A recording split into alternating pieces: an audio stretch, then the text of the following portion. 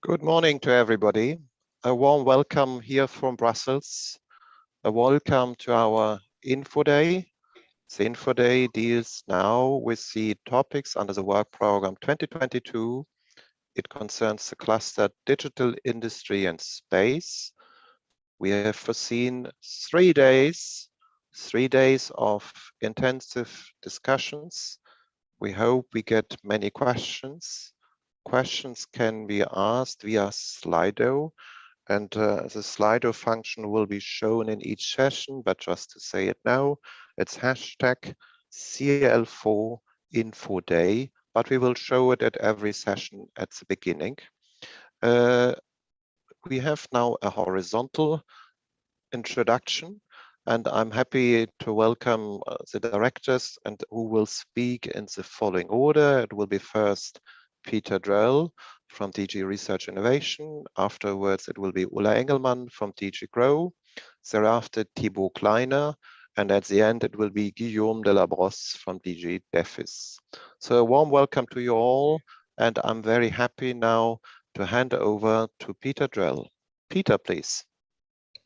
Thank you so much, Jürgen. Good morning to all.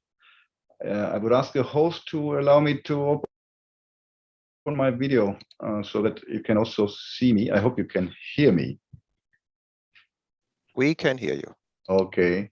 So yes, hello, good morning to all. And thanks, Jürgen, for opening these information days. An important moment for all of us, important investments ahead.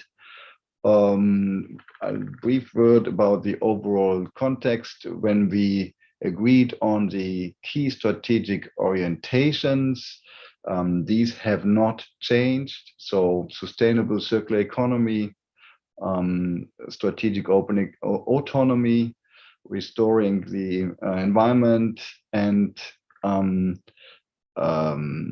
democracy and inclusion. These are the key orientations which remain valid in the impact we want to achieve with the investments under the cluster Digital Industry and Space.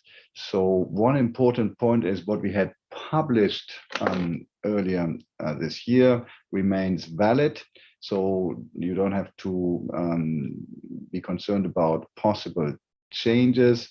And I'm very grateful to all the colleagues here in my team in DG Research and Innovation for the presentations they will make today, tomorrow, and the day after.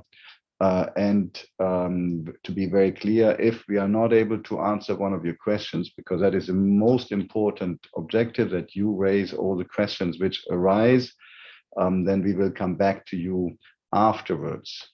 So overall political context has not changed. The investment for 2022 have not changed. There is, I think, only a confirmation of the political ambition and the urgency to act. When you look at the core titles, twin transition, for instance, or resilience, this is more relevant than ever.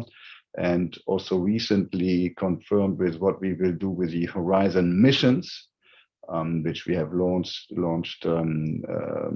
last month, and which will be relevant for the way we do science. We engage with other programs, we develop synergies under the new European research area, which was also actually last week on Friday and 26 agreed by member states with large consensus regarding and full support regarding this pact for research and innovation under the new European research area, which with its, for instance, its roadmaps for technology, for instance, on low carbon or its policy on knowledge valorization has a direct relevance for our investments under the cluster Digital Industry and Space.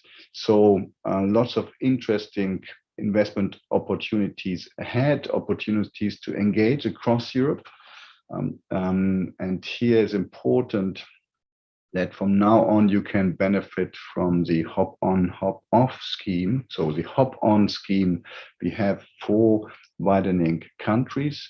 4 consortia which have already been formed but don't include a partner from these widening countries, an additional opportunity which is there. And to have a brief outlook of next year, 2022, under the French presidency, I can already announce that we will celebrate the Research and Innovation Days early June, and the INTTech conference under French presidency from end of June, 27th to 29th of June in Grenoble. So more opportunities to come together.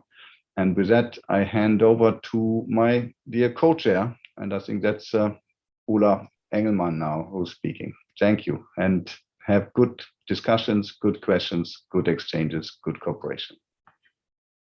Thank you very much, Peter. And also for me, if they could allow me to switch on the camera, that would be good.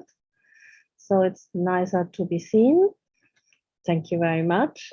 So good morning to all. And as I said, I'm representing here DG Grow. And I would want to put in context that this year in May, the European Commission updated its industrial strategy, and the update lays the ground on how EU industrial ecosystems on an operational level can lead the green and digital transition while strengthening our global competitiveness and open strategic autonomy. So the pandemic has emphasized the need to reinforce our single market, the need to address our strategic dependencies, and also the need to accelerate the green and digital transition while fostering our resilience. So that's to meet our new increasingly ambitious targets of 55% emissions reductions by 2030. And with the recovery, we now have the opportunity and need to accelerate with the twin transition. This summer, the Commission adopted its Fit for 55 package.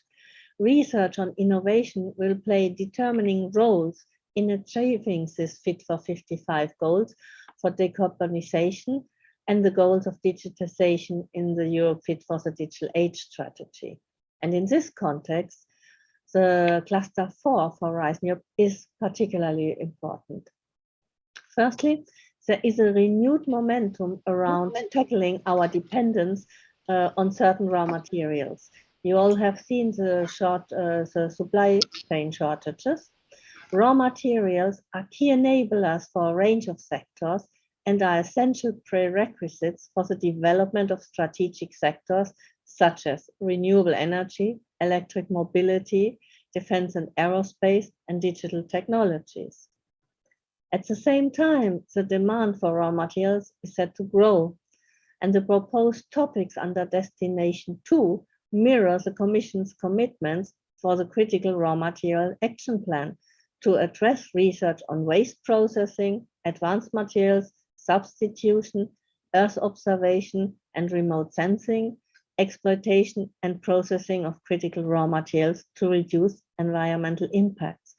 And secondly, R&I activities have a key role to play in supporting industry on the path towards climate neutrality by 2050. This is in line with ambitions for our recovery. Energy-intensive industries are at the core of many industrial value chains and are large greenhouse gas emitters. Here I would draw your attention in particular to the topics under the Clean Steel and Process for Planet partnership. These partnerships are also a reflection of the cooperative approach we have employed, working not only for industry, but with industry. And finally, we recognize that the transition to a greener and more digital economy can only be achieved through a holistic approach, involving both the development of innovative digital and industrial technologies and innovations or transformation in a variety of areas, covering new business models, infrastructures, policies, regulation, and so on. And here I would like to draw the attention to the activities supporting the transition of SMEs towards sustainability. This is also the spirit behind the new European Bauhaus initiative, which involves a collective effort to imagine and build a future that is sustainable, inclusive, and beautiful, and to improve the quality of our living experience. This is why we have proposed topic on demonstrating innovative practices for renovation in social and affordable housing districts under Destination 2, and a new way to build under Destination 1, which apply this approach to improve design and construction processes, as well as focus on social and affordable housing. The info days are an important part of our efforts to make sure that the right projects fit in the right topics and that all potential applicants are fully informed and best prepared for the application. I want to thank you for your active participation during the next 2 days. You are key in helping us making Horizon Europe a success. And with this, I give the floor to my colleague from Connect. Thibaut, the floor is yours. Many thanks, Ulla and Peter. I don't know if you can also see me now. So Thibaut Kleiner, I'm the director in DG Connect, following Horizon Europe. And I wanted to basically follow from what my colleagues were saying. You see that cluster 4 is quite an ambitious one, and also one that covers some ground. So stay tuned, and it's really a good opportunity for you to learn more about the cluster 4, this program. And of course, as we have seen, and as today also is another example, the pandemic is an accelerator for the digital transformation. Already before, we had a lot that we had to care about and to develop in terms of technologies. But now even more, it's a make or break, as our President von der Leyen was explaining. We have to basically get the technology because there is a race outside. And it's not enough that we set the rules of the game through our legislation. We need also, in terms of research and technology development, to really realize our full potential. In fact, if you look at Europe, we have a lot of assets in the digital field, in digital technologies. But I think Cluster 4 in this program now is really a key to put our efforts in a European perspective and to join forces so that we can reach really some of the tech sovereignty that we need in order to strive through the aftermath of the COVID crisis. And in a way, that's a bit what the Commission has put forward in a series of initiatives recently. We call this the digital decade, essentially, so that the next 10 years should be for Europe the opportunity for digital transformation and leadership in technology. And we have now a tool that we put forward in terms of a governance instrument.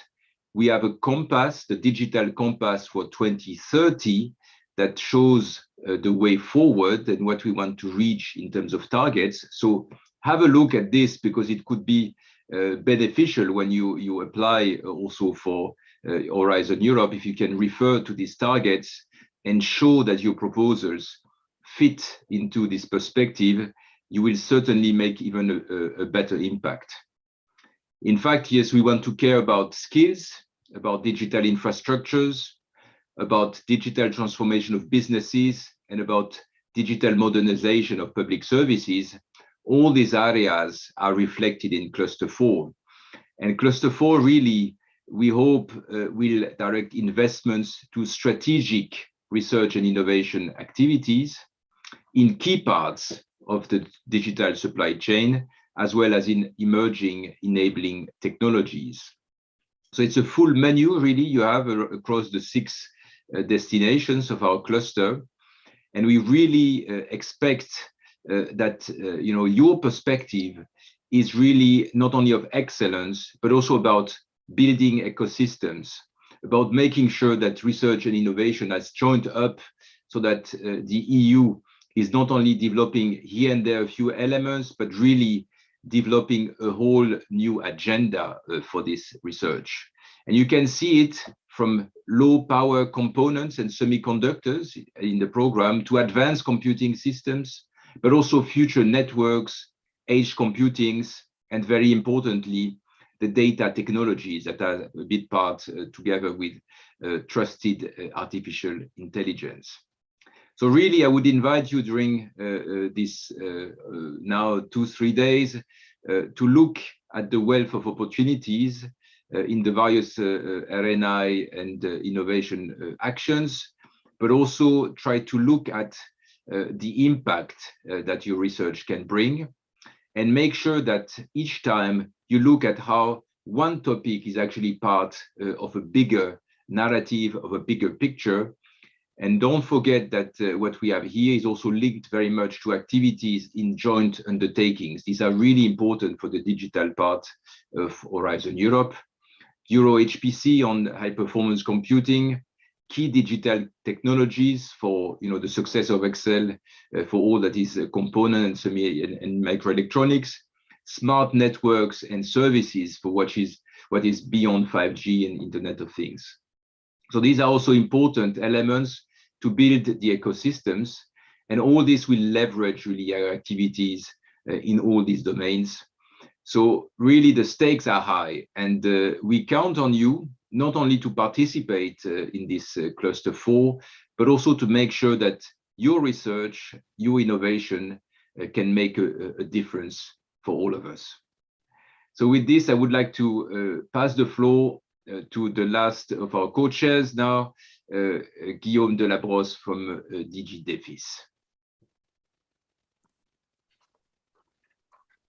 Thank you very much, Thibaut. Good morning, everybody.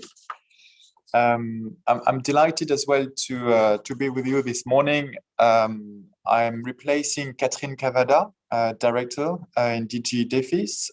She had a commitment this morning. I am Guillaume Delabrosse, the head of unit in charge of Horizon Europe, focusing on the space destination.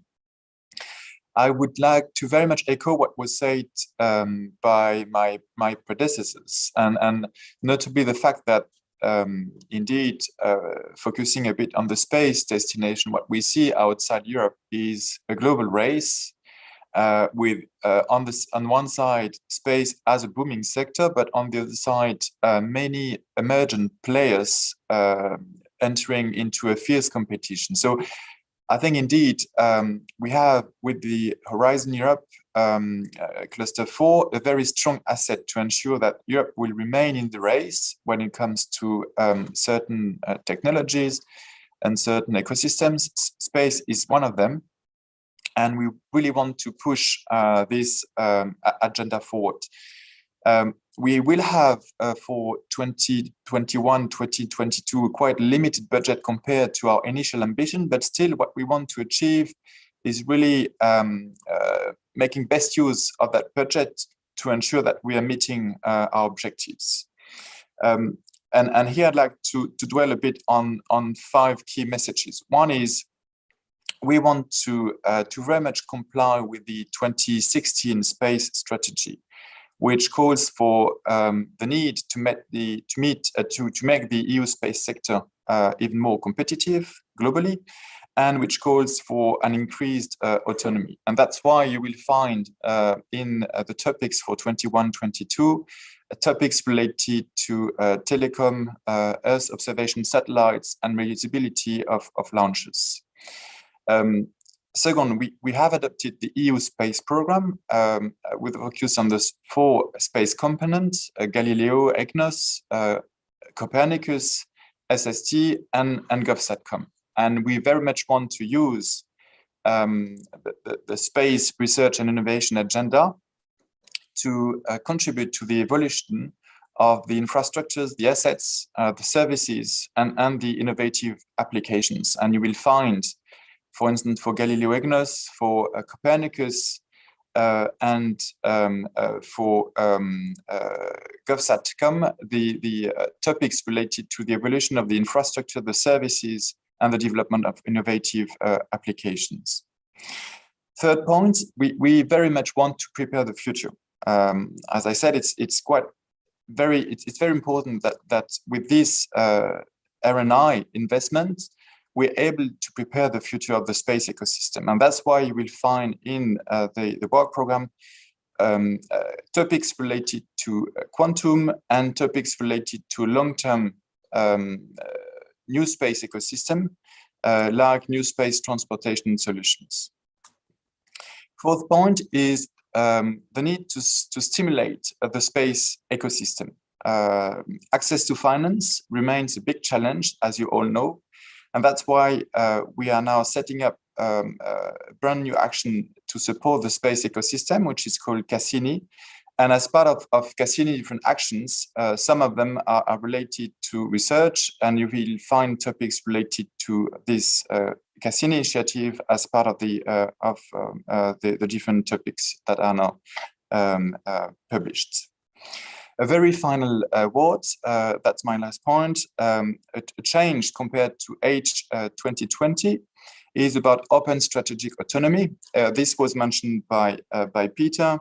What's behind it is while the European Union will always favor international cooperation, at the same time, this cooperation needs to comply with reciprocity, with the guarantee that IPR will be protected, and with fairness. And that's why we have now a few topics that are related to open strategic autonomy, and my team will explain to you in greater details how that will be translated into the different topics. I remain, and my team would remain available in case you have any questions. I very much echo what was said, that you need to really make best use of those 2.5 days that we will have with our teams to go through the different topics and through the presentations we are making to ensure that you will be in the best position to apply for the different topics. Thank you very much. Thank you, Guillaume. Thank you to all the other speakers before who were available and were kind enough to give you the political context. I would like now to give the floor to Mathieu Delecluse, who will give us a general introduction, which is a challenge for this huge program. And I see that Mathieu is getting ready. So let me just recap now. Afterwards, we will immediately start into the detailed discussions on the various topics. So it will be thereafter destination 2, mainly focus on advanced materials. In the afternoon, it will be destination 1. Tomorrow, you will have a session where you will focus on raw materials. And I think on Tuesday afternoon, it will be space. And on Wednesday, you will have data, emerging technologies, and human-centric innovations in industrial and digital technologies. And they will also have a specific horizontal session on synergies. So just to set a bit the order. So it will be a long program. But now, without further ado, over to you, Mathieu, and thanks for giving us an overview. Questions, please, will be taken later on in the individual questions, not now. Mathieu, over to you. Thank you, Jürgen. Thank you. Good morning, everyone. I am Mathieu Delecluse, the Deputy Head of the unit in charge of research strategy and program coordination at DG Connect in the European Commission. Our unit is coordinating the preparation of the Horizon Europe work program as regards the digital part of this cluster, but I will present you the overall structure of the work program together. I would like to ask for my colleagues to introduce the slides. I will start briefly by a general overview of the structure of the work program 21-22. You may know it already from the first call, but it's good also to repeat. And for those who have not followed the first call, maybe to have a better understanding of how this is structured. But then, of course, in each session, over the 2 days, 2 or 3 days, you will have you will dive into the topics with the colleagues and the experts in charge. So first of all, on the second slide, please, a quick look at the schedule of the 3 days that Jürgen has just mentioned. After this general introduction, we'll have first the destination 2 with a number of topics around the materials area. And then in the afternoon of today, we'll have Destination 1 and the topics around the manufacturing, technologies for manufacturing, greener manufacturing, more digital manufacturing. On the next slide, in day 2, you will have first two areas in Destination 2 around the resilience of businesses and SMEs and around raw materials. And in the afternoon, tomorrow, half day dedicated to the space topics in Destination 5. And the third day will be around the digital elements of this cluster with data technologies in the morning, Destination 3 called world-leading data and computing technologies, and then the graphene topics, which will happen next year. And then finally, a general cross-cutting session at noon on Wednesday on the synergies with other programs. So now let's go to the work program itself. Oh no, sorry, I missed the third day. Sorry, in the afternoon there will be a big load of topics around digital. So in the afternoon on Wednesday you will get the ultra low power processors, 6G, and some topics in emerging technologies. Then in the afternoon, you will continue with AI and data and robotics, but also some microelectronics and photonics topics. And in the late afternoon, the topics related to AI based on trust, Internet of Trust, and extended reality in Destination 6 on human-centered and ethical development of the digital and industrial technologies. So that completes now the 3 days. As you see, a very, very long program, a lot of topics to get more familiar with.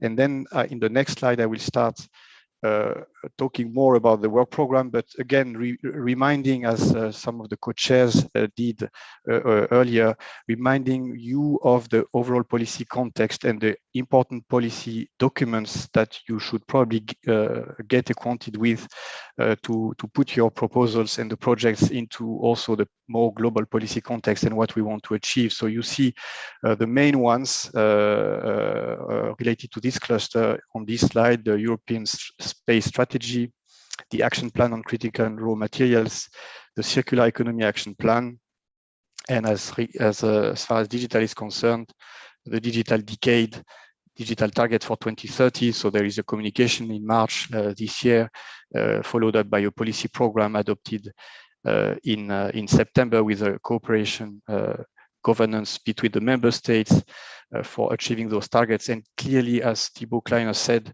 this cluster will contribute a lot in terms of the technology developments which are needed for all these policy ambitions to be achieved in the next years.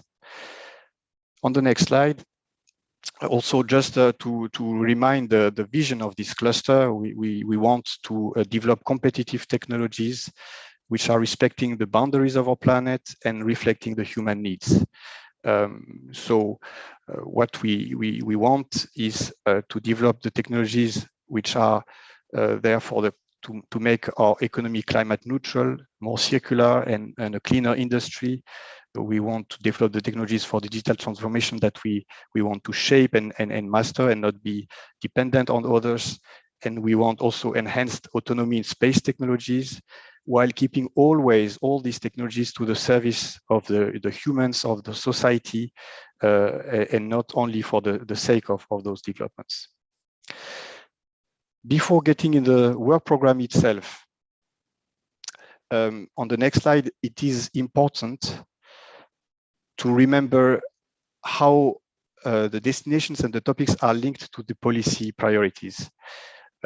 You see here that the strategic plan 21-24, which was adopted earlier this year, includes several key strategic orientations and impact areas, which are also translated into more granular expected impacts for each cluster. These expected impacts and the key strategic orientations are what we want to achieve. And this is important in this program in Horizon Europe this is meant to be an impact-oriented, impact-driven program. So we are developing technologies to the service of certain goals, certain objectives of our society, and the technologies should not be only obeying to certain internal logic and internal developments, but really always keep an eye and keep in mind what we want to achieve. And that's why this strategic plan is putting things in perspective and linking the topics via the destinations in the work program. You see on the right hand of this slide, the work program, the destinations, they reflect the expected impacts. And they allow to make the link with the chain of which leads up to the high policy orientations, policy priorities of the Commission. So 3 of the key strategic orientations are really in particular relevant for Cluster 4. You see them here in listed. So the open strategic autonomy in terms of key digital and enabling technologies, making Europe the first digitally enabled, circular, climate neutral and sustainable economy, and a more resilient, inclusive and democratic European society. So these are the key strategic orientations for Cluster 4 linked to the overall policy priorities of the Commission, and they should always be kept in mind when we are working in those technologies. On the next slide, you see that these 3 key strategic orientations on the left column are translated into the 6 destinations of this work program 21-22. And so there is a direct link, although not always one-to-one, but some important links between the destinations and the key strategic orientation. So the first destination is the climate neutral, circular and digitized production, so of the manufacturing sector. And the second destination is the digitized, resource efficient and resilient industry. You then have the world leading data and computing technologies, the digital emerging technologies for competitiveness and fit for the Green Deal. Then you have the space destination on open strategic autonomy in developing, deploying and using global space-based infrastructures, service and applications and data. And finally, the human-centered and ethical development of digital and industrial technologies. So these are the 6 destinations of Cluster 4. The structure really the topics in the various areas, but it is not a logic of the technologies themselves or a kind of traditional intervention areas that you can see in the legal base of Horizon Europe. It is rather really structured around what impacts we want to achieve and what these topics should serve. And I think we will never insist enough on this to really orient your proposals and your thinking of how to take topics and to respond to topics towards those expected impacts. On the next slide, it's also important to remember that this cluster is funding 10 partnerships. You see them related to the various parts of the cluster. The first 3 are really related to the first and second destinations on manufacturing and cleaner and greener industry. The 5 in blue are related to the digital elements of this cluster. So as Thibaut Kleiner mentioned, the 3 joint undertakings are part of this cluster, and you also see their budget for the 7 years. So UHPC for high performance computing, key digital technologies, a successor of Excel in the microelectronics area, smart networks and services for 5G and beyond. And then 2 other partnerships, co-program partnerships, artificial intelligence, data and robotics, and photonics, whose topics are part of this work program. It's also important to understand that the topics of the JUs of the 3 joint undertakings you see here in blue are not part of this work program. They develop their own work program, which will be available very soon, but they have their own legal basis, their own governance, and their own way of making the research innovation strategic plan in these areas and adopt the work programs consequently. So you will not see topics in those 3 joint undertakings in those 3 days. The topics developed by the other partnerships, which are not the JUs, which are all co-program partnerships, You will see them in those 3 days. They are part of the work program. And you see the budget which we consider should be allocated to those partnerships. And then the final partnerships you see in black. One is about the space, globally competitive space systems, and the last one, which is a cross-cutting, not only a cluster 4 one, but really serving all kinds of technologies and sciences, the metrology partnership that is a continuation of the existing one under Horizon 2020. Now, on the next slide, I'm coming now to the destinations which we already saw and listed, but with the budget in 21-22 for each of them, so that you have an idea of how much they represent in terms of funding. In total, for this first work program 21-22, we have a total programmable budget of about 3.5 billion euro. Which is broken down as you see here, plus a bit less than 1 billion for the JU. So the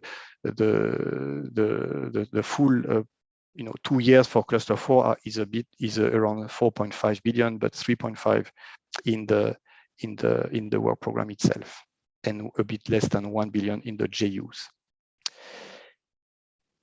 Okay, let's go to the next slide. And here I will start a series of slides which will quickly show you how each destination is structured, because you saw how big each destination is covering a ground. So the cluster itself is huge. Each destination is also very big, and we felt that it is necessary to further structure each destination into groups of topics which make sense and which are consistent with each other in a certain sub area of the destination. So I will not get into the details of all of these areas, because this is what you will do with the colleagues in the various topics of 22 in the next sessions. But I think it's important to have an overview of how each destination is structured and what are the different budgets associated to that. So on the left side of this table for destination 1, you see the various headings in that destination, which are grouping several topics in 21 and 22. The number of topics is on the center column, and the budget associated is on the right-hand column.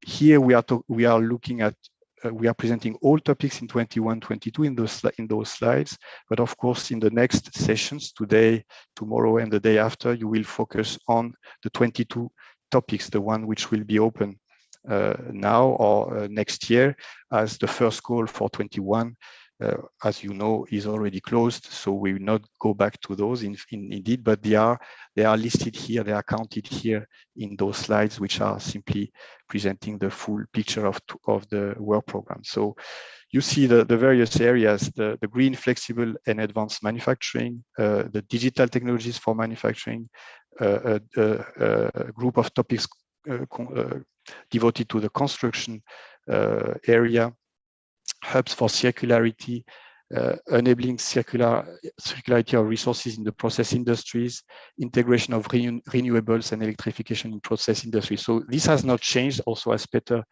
Drell said at the beginning, this structure has not changed, and you will recognize this structure in 22 topics, in the 2022 topics as well. On the next slide, I can also go quickly now. You understand the logic of those slides. The list of headings in the second destination around the novel paradigms to establish resilient and circular value chains, topics in the area of raw materials for strategic autonomy of the EU, green and sustainable materials, materials for the benefit of society and the environment, and for decarbonizing the industry, materials and data cross-cutting actions, and a series of topics to improve the resilience and the preparedness of EU businesses, in particular the SMEs and the startup. On the next slide, you will see the data technologies focused destination. It's a more compact one, but it's a crucial one. It's at the core of the data economy that we are seeking to develop. So it's around the data sharing technologies in the common European data spaces. So access to data, interoperability, how to share and respect also the requirements in terms of data privacy and data protection. Then you have a series of topics around the strengthening the data analytics capacity of Europe. So here it's about big data analytics technologies, and then cloud to edge to IoT for European data. So a change of paradigm in a way, since data are going to be more and more processed at the edge and less at the center. So it's a huge change in technologies, in also the way architectures are conceived, and these are the subject of these topics. And then on the next slide, you have a destination 4 around the digital and emerging technologies for fit for the Green Deal. So it's a long list of digital areas, as you can see, ultra low power processors, electronics, photonics, 6G, all of this, as I said, is covered a lot in the JUs, in the joint undertaking. So in the key digital technologies joint undertaking, and SNS, smart networks and services, for the 6G part. So what you see here are kind of complementary topics which are not in the JUs, but which are a bit lower TRL and more research oriented. But it's of course a small part in a way of the research and innovation which will be done in those areas. You see the budget associated is relatively modest, but most of the budget, as you see at the bottom of this slide, is going to the JUs in those areas. So in the areas of microelectronics and 6G, you see this amount, 460 million euros for the KDT JU and 243 million euros for SNS. These are the budget for the years 21 and 22. So it's quite a sizable budget in both cases. Then if I continue the list, just skip the slide. Yes, thank you. Innovation in AI, data and robotics, and then deployable robots of tomorrow. These are also topics important in the area of AI and robotics, of course, and this is in liaison, linked with the co-programmed partnership in that area that I mentioned at the beginning.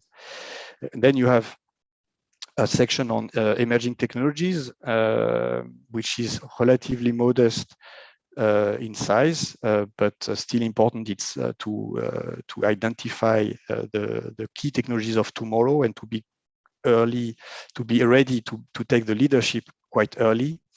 And then you have an important section, as you see, in terms of budget on quantum technologies, a lot of topics which will be presented, which were presented, sorry, in the first info days in early July. And I think that there might be a few more to present as well in these info days of these days. And then graphene, a few topics in this area, 2D materials, to continue the activities where Europe is well placed, but and we are getting to higher TRL, important topics that will open next year. And then on the next slide, these are the human-centered and ethical developments of the industrial technologies. It is destination 6. It doesn't mean that the other technologies that you saw in the other destinations are not also human-centered, but those which we are listing here, those topics are really about developing the human-machine interactions, also more trustworthy AI algorithm and technologies for the future, internet technologies that are more trusted and that empower more the users, and extended reality, a big area of with a huge potential and many developments to come, where Europe can get a leadership position. And then you also have a few cross-cutting topics in that destination. In particular, also the national contact points networks will be funded through those topics. and a number of topics to make the most of the technologies which are developed in this cluster, but to also serve at best the society and the industry. And then the last destination, but not the least, of course, the space-focused destination, which you will hear also in more details, with a lot of different streams around the EGNSS upstream. Copernicus, you heard also Guillaume Labrosse earlier this morning. Cassini space entrepreneurship, the competitiveness of space technologies and access to space, very important to reduce the cost, or to make it cheaper for Europeans to access to space. And then a number of targeted and strategic actions, including some space science topics. Next slide, please. I think I'm now covering the last 2 slides of my presentation. Just to say a few words about the social sciences and humanities side of this cluster. We think that involving social sciences and humanities can significantly enhance the outcomes of many of these projects in this cluster. We think in particular about the human-robot collaboration, human empowerment, improving the working conditions, engaging with society to develop and adopt green and digital solutions, removing biases in artificial intelligence, as I said, in Destination 6 in particular, and then also trustworthiness in next generation internet and artificial intelligence. So all around trust, serving humans, being better for society. We think that social sciences and humanities have an important contribution to make to these topics, and they are an important dimension of it. The role of these social sciences and humanities is explicit in 52 topics in this cluster, in this work program.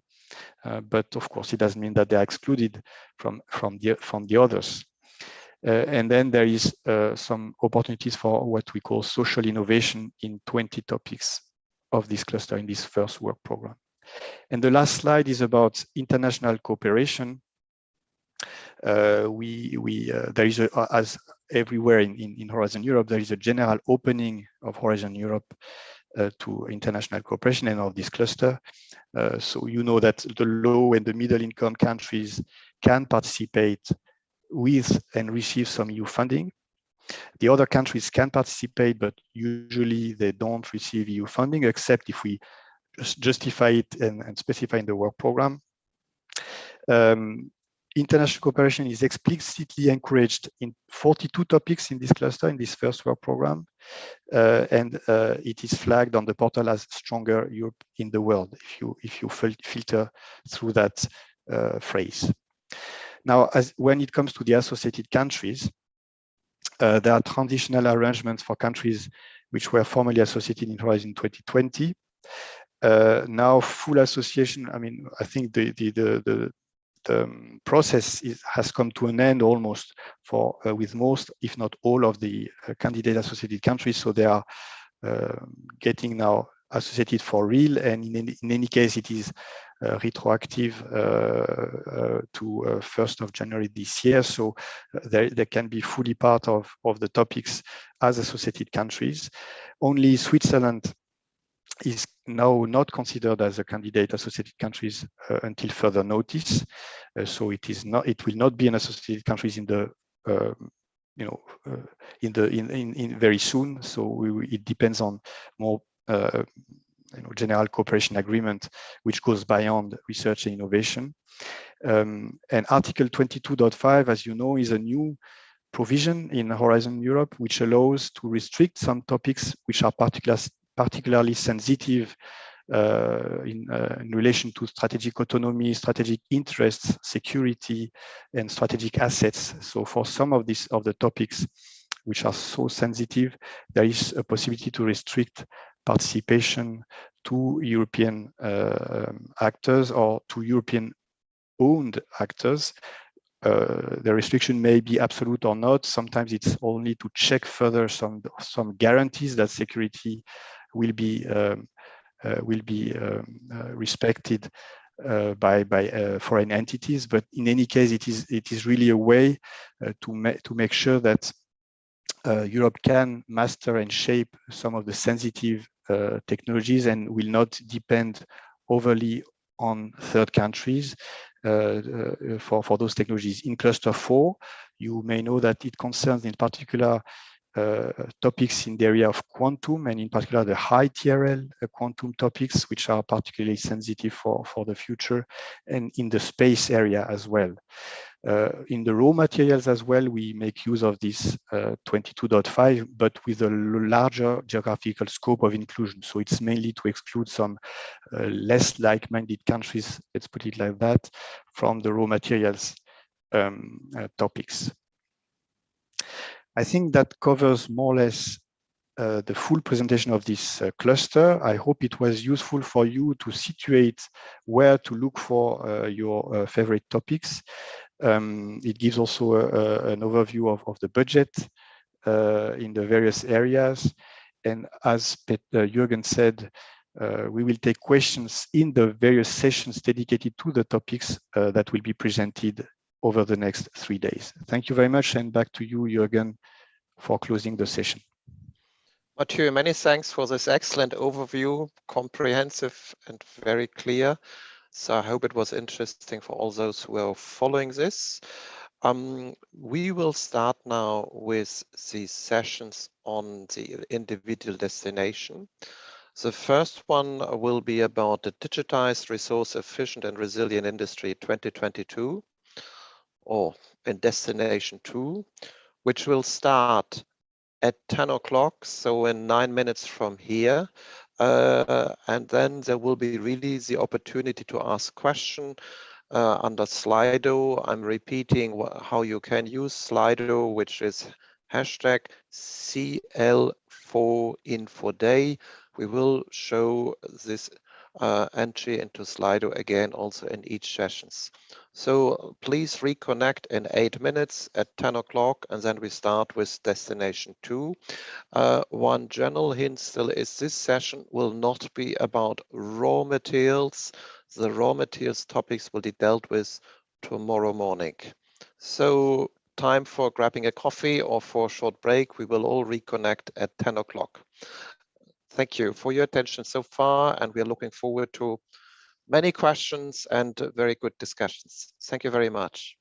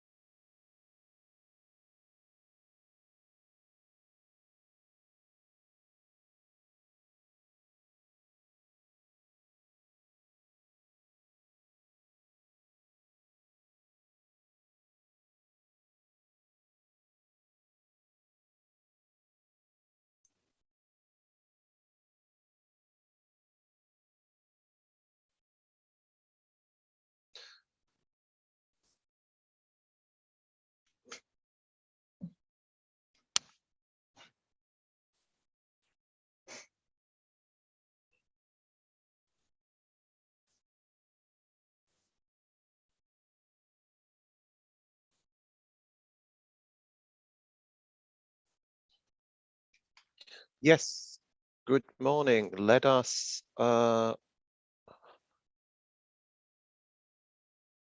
start now the first session. This is about the call a digitized, resource efficient and resilient industry.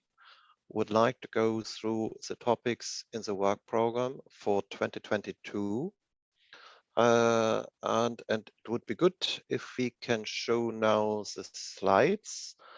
We will take you through the topics, and I have here actually all the experts with me, whom I will introduce to you later on. These are the experts from DG Research Innovation, the experts from HADEA, the Health and Digital Executive Agencies, and we will try our best to answer all your questions. You have seen the how you can ask questions on Slido, which is hashtag CL4 Info Day. So we are looking forward to getting your question. You see here all the opportunities on this slide, how to connect with us. So I wait for a second so that everybody can take note here of this and start engaging with us. And then I suggest we move on to the next slide. Thank you. You've seen this slide already. It's our vision.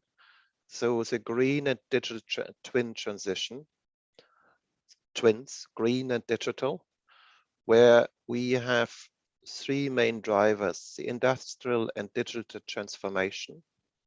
We'd like to get the industry moving to become climate neutral, circular, and clean.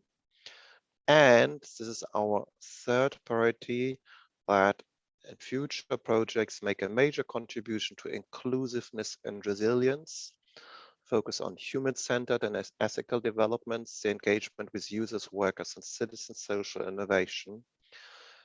This is a clear invitation, this slide, if you are preparing proposals, not only to look at the topic texts. Let's be clear, let's look into the introduction given to the whole work program, look into the introduction per destination to get a holistic view.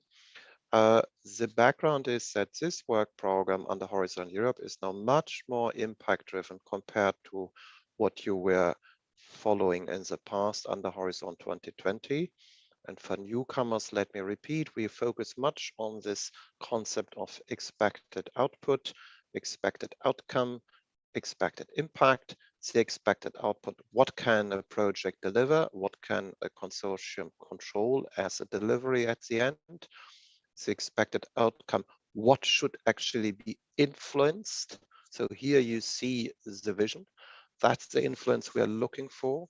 And the expected impact is how many interests are actually concerned here. So if we're moving forward, what about the users, the workers, and the citizens? So it's a quite holistic view we are taking, and this is quite relevant for you when you start preparing proposals. Could you then please move to the next slide? So this is for you a reminder. We have the work program. It's one work program, 2021-2022. The calls for 2021 have just closed. The evaluations are ongoing, and very soon people will be contacted as regards whether they made it or not, and the grant agreement preparations will start. Here, the topics we will focus on, the calls opened on the 12th of October 2021, and the deadline is the 30th of March for 2022. The point I would like to make also for you is these texts are stables. We hear lots of discussion. Will the Commission introduce a lump sum regime? What about funding rates for partnerships? Will it be 60% as it stands, or will it change? Everything what you have in the text is stable. We would like to use the sessions today and in the next 2 days to identify questions you have, to clarify them, and if need be, even prepare a kind of FAQ to clarify outstanding issues for the whole community. So the work program stands as it is. You should not expect any changes. Further, the next slide, please. Okay. Since I've been asked to switch off my video, I'm happy now to hand over to the first colleagues, which is Garbine Guyu Echeverria, Monica Spino, and also Jonas Hedberg from Hadea. Garbine, you will present the first slide and the first topic. Go ahead, please. Yeah, thank you, Jürgen, and good morning to everybody. I will present the topic, and then it will be my pleasure also to answer the questions together with Monica that is here with us. So this is the first topic of resilience, and the title is Circular and Low Emission Value Chains Through Digitalization. As the title says there, the topic is one of the 5 topics that in the Work Program 2022 implements the co-program European Partnership Processes for Planet. So what we are looking at here is the process industry that includes sectors such as cement or steel, ceramics, chemicals, water, refineries, pulp and paper. So I'm not trying to be exhaustive here. The budget is at about 25 million euros. The EU contribution per project, we were thinking about 6-8 million. So this means we will be able to finance about 3-4 projects. The type of action is a research and innovation action. And as you can see from the project expected outcomes, the TRL, so the technology readiness levels we are expecting at the end of the project is a TRL 6. So that means that technology is demonstrated in the relevant environment. The topic is about circularity, and circularity in the process industry means that the waste from one process it becomes the raw material for another process. But both processes don't need to be necessarily in the same industry. So we may be well looking here at industrial symbiosis too. But the efficiency of this circularity can only be ensured through a transparent information system. What this system is going to allow us to do is to follow the material, but also the components of the material and the quality through the whole value chain. To build this transparent information system, well, there's quite a number of things that this topic was requesting, really challenging. The first one is to propose new solutions to improve the use of secondary raw materials. As I was saying, it can be within the same industry, the same process industry, or it can be also through industrial symbiosis. Propose methodologies for digital tracing and certification of secondary raw materials. And this needs to give us the option to follow this material information in real time. Propose digital tools for integration of the product passport or certification schemes, it depends. And then develop means and tools to indicate the composition and the origin of this recycled material. Through all this, the projects are expected to contribute to 2 main expected outcomes. The first one is to demonstrate that the waste reduction in the process industry, and this by application, as we have said, of these digital technologies and this intelligent information system, and then demonstrate also the optimization of the use of secondary raw materials in the value chains. And with this small recap of what this topic is about, we are happy to take your questions.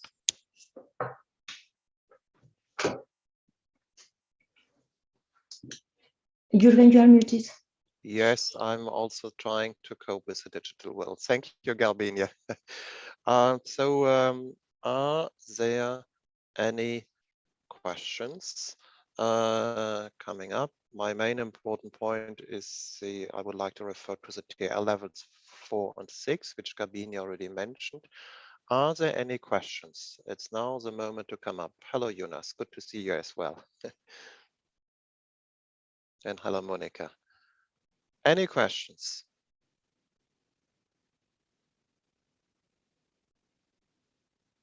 I'm looking here. Thanks for showing the reminder. Is there any additional information I can source on this call? Advanced materials modeling and characterization. Does this call require are working with major clusters. I suppose this concerns with clusters outside Horizon Europe. Who wants to take this question? Garbinia, Monica? Maybe I can take it, but the thing is that I don't think it's our topic that we discuss here. This is another topic. This is resilience 1019. 19, indeed. so Yeah, it's indeed. not us. No. It's It's maybe for resilience later or something. for later. Thanks, Monica, for reminding it. Okay, see, first question is, would only the sectors within the process for planet partnership be considered? Okay, so I can take this one already. If okay, Carbine also can complement, and it's not an issue. But it's clearly meant. I think it's clearly that we don't speak about sectors. We speak about process industries. We don't refer to sectors here. And the main, let's say the main, it's coming another one, so I should not look at the screen. And the main idea is to integrate the digitalization into circularity, addressing process industries. We don't speak about sectors, so it's beyond that. Yeah, just to clarify. I hope it's clear. If it's not clear, come back to me. Okay, thank you, Monica. Then we have two other questions, and I quote both of them. Now the call is a project that has developed a technology to separate food and non-food waste plastic in scope. And the other one, do you need to address both outcomes which Garbinia has presented? Monica, go ahead. Yes, okay. I'm not sure about separation of food and food waste plastic. It's very specific. Was a question. I think we have to reflect on that. If you can see the link with the process industries and you can integrate that into the value chains, give it a try. But it's very specific. I don't see directly now the link. We can come back to that. But at the moment, yeah, if you can integrate that into the process industries and like what we have in the P4P process industries, you can see the link there. Probably for plastic waste. But I directly here, I cannot give you a direct answer on that. Okay. And then maybe I can take the other one, the both outcomes. Sure. Yeah, that's very important. Yeah, we don't have we don't say that we expect only one outcome. We have to address the following outcomes as it is in the text. Yeah. Okay. Thank you, Monica. Garbinia, Jonas, anything to add at this stage? No, Garbinia. Okay, so on the two outcomes need to be addressed in any proposal, and food, let me draw the attention, this is mainly something for cluster 6. It is not really for digital industry and space, if I can give this hint. Okay. Then we have the next question. Is it possible to register a new company to participate, or only existing companies with some history are accepted? I especially think about the blockchain technologies that are developed outside of classic company borders. This is a quite horizontal question. Monica, Garbini, do you want to add anything on blockchain technologies, first of all? Let's say blockchain technologies is not, I'm not a big knowledgeable person in that, but if it's just about registering a new company to participate, if you have the link with the value chains, if you have the link with the process industry, of course, I mean, it's we don't have, I think, so strict rules in that sense. If you are linked to the value chains and you have a link with the process industries, definitely. Thank you, Monica. Next question, please. Is there any other question? No, this seems not to be the case. Is the process for Planet the Old Spire? Yes, yes, yes. Yes, indeed. But with variations and a proper roadmap, which you find on the website of Spire. It's called No Process for Planet. Are there any, the next question on this topic? No? It looks like, okay. So if colleagues, you can stay tuned because sometimes questions are coming later on. Sure. We would then move on and we make a little jump because we are moving now from resilience 0101 to actually resilience 10, which is about innovative materials for advanced nanoelectronics components and systems. And I fear Jana Drobolova with me and Oshlen Chenga. Jana, you will present this topic. Please go ahead. Thank you. Indeed. Good morning, everybody. Can you hear me well? We can hear you well. And can we show also the slides, colleagues? Would be nice. So the title of the topic is Innovative Materials for Advanced Nanoelectronics. Nano is in the bracket, so it can be broader than nano. Components and system, and this is research and innovation action.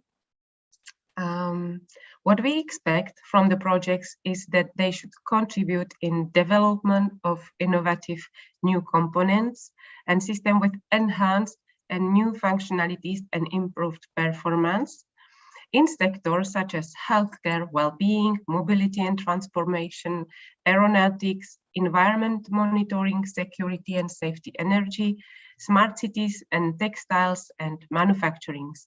And also the impact should be found in smart grids, efficient through live performance monitoring, smart manufacturing and digital industry with increased computing performance and efficient data storage. This call this topic is expected to start with TRL about 3 and at the end of the project achieve the TRL of 5. And the expected budget per project is about 3 to 5 million, while the budget for the whole call is about 20 million. So what is the scope of the topic? We know that Europe aims to become a global role model for the digital economy and society. And for this, electronic components and systems are core enablers. They are also key to maintain the competitiveness of European industry, generating growth, creating value, jobs, and prosperity. And materials innovation lies at the heart of this endeavor. So the actions under this topic must address the following technologies. It should be innovative materials, design and processing for devices based on new and emerging technologies, including advanced methods of data-driven materials design, such as spintronics, neuromorphic, in-material computing, multi-sensing, photonics, nanomechanics, advanced ferroelectrics, or biosensing. It should also cover heterogeneous integration of new material, such as perovskite-type structures, graphene, titanium dioxide, or aluminum trioxide, and so on, for miniaturized sensors and actuators. And proposals should also indicate the key specification to be achieved and develop demonstrator components and system to showcase the desired functionalities together with the increased efficiency, reliability, and manufacturability.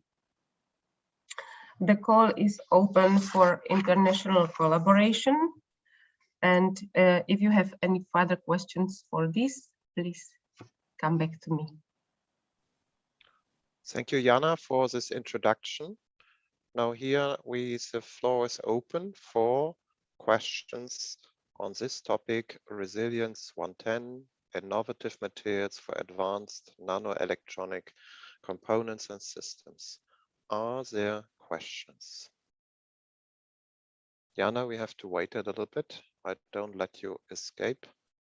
So don't worry, I'm here. Okay, good. Are there any questions?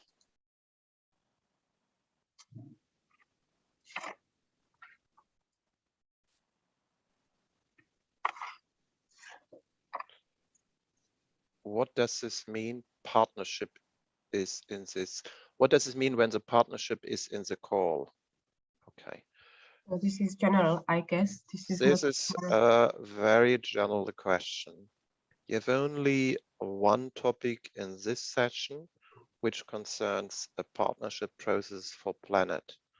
What does this mean, practically speaking? Jana, if you allow me, I answer straight away. Oh, please, please. It means that this topic is related to a roadmap developed by industries.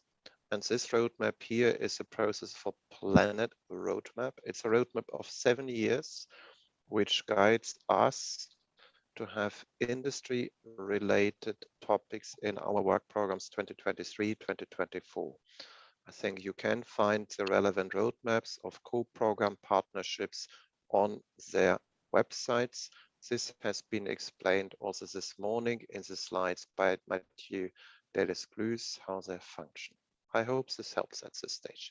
What I would like to add, you need not to be member of such a partnership to participate in the call. So it's open to everybody. And our experience from the past with these kind of partnerships is that between 66 and even 80% of participants in these calls come from outside and are non-members of a partnership. Is there another question coming up? Otherwise, it seems to be very clear. Jana, I don't see any other question. Okay. Okay, if everything is clear, if you can stay, yeah, thanks for the reminder in terms of Slido and CL4 Info Day. Let's wait for a second.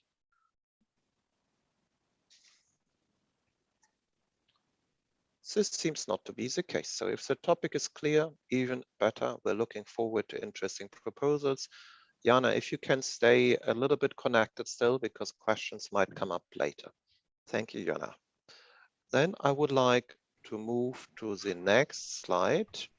This is advanced lightweight materials for energy efficient structures. This is the next slide, please. Okay, and I'm happy to hand over to you, Ulrich. Ulrich Schmidt will present this topic to you and also answer all questions. Over to you, Ulrich. Good morning. I hope you can hear and see me. Very clear. Good. So we are discovering about the topic Resilience 11. It's about advanced lightweight materials for energy efficient structures. What the topic should achieve is to reduce the costs for the production of renewable lightweight materials. The cost should be 25% lower than current materials. The lightweight materials should contain about 50%, more than 50% of bio-based materials. The lightweight potential should be 30%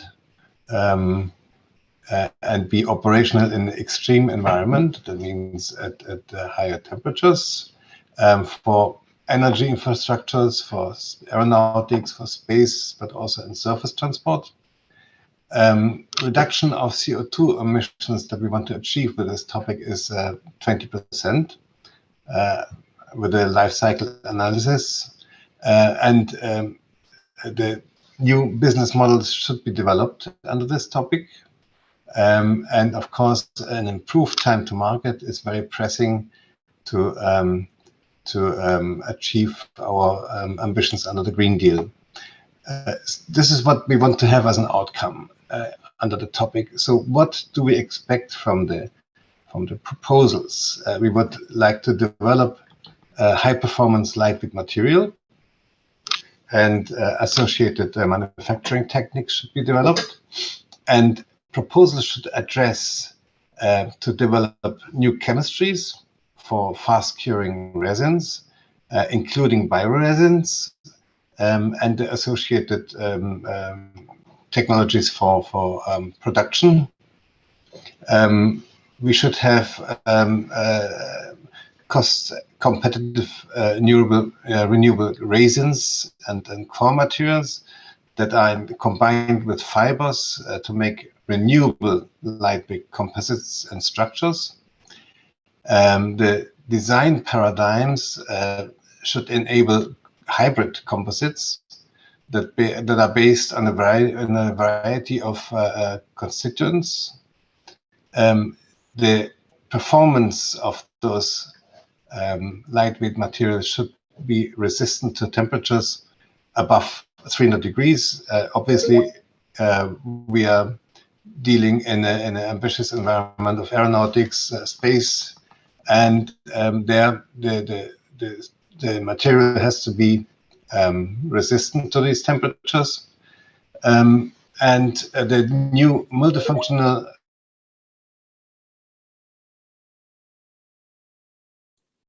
Ulrich, we can't hear you. Ulrich? Ulrich? Are you still with us? Do we have a connectivity issue?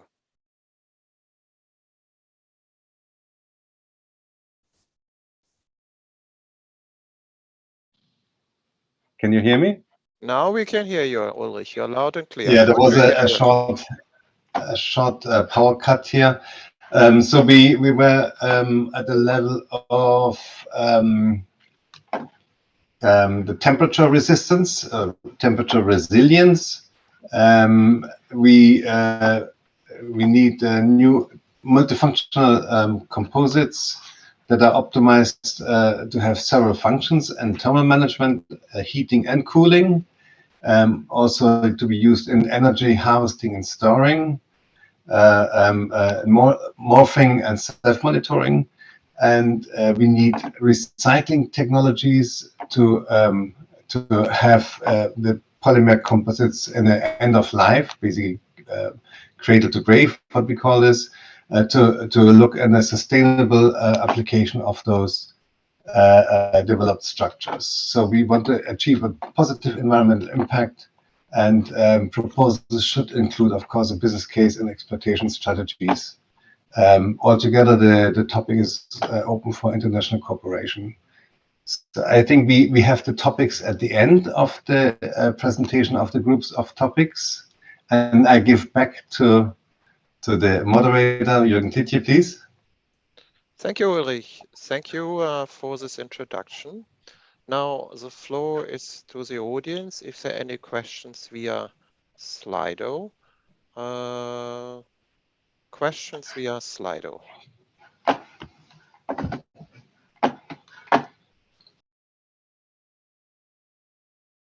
You see there are many questions.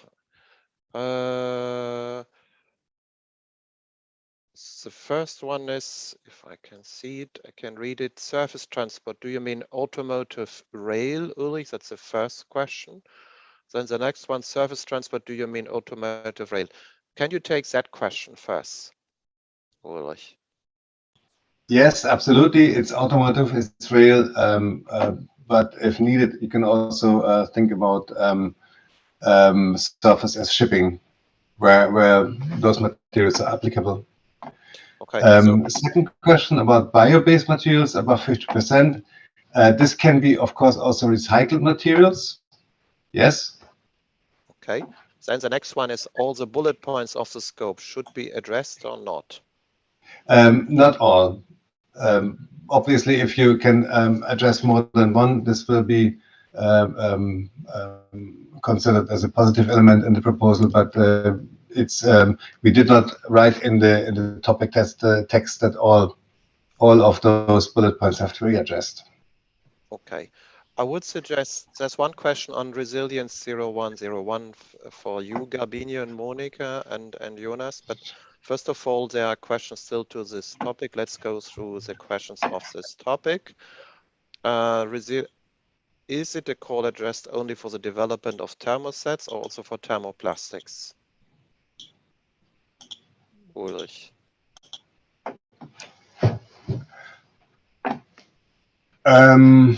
The expected TRL levels are starting at 3 and achieving 5. 6, it says for me. It is in the main slide.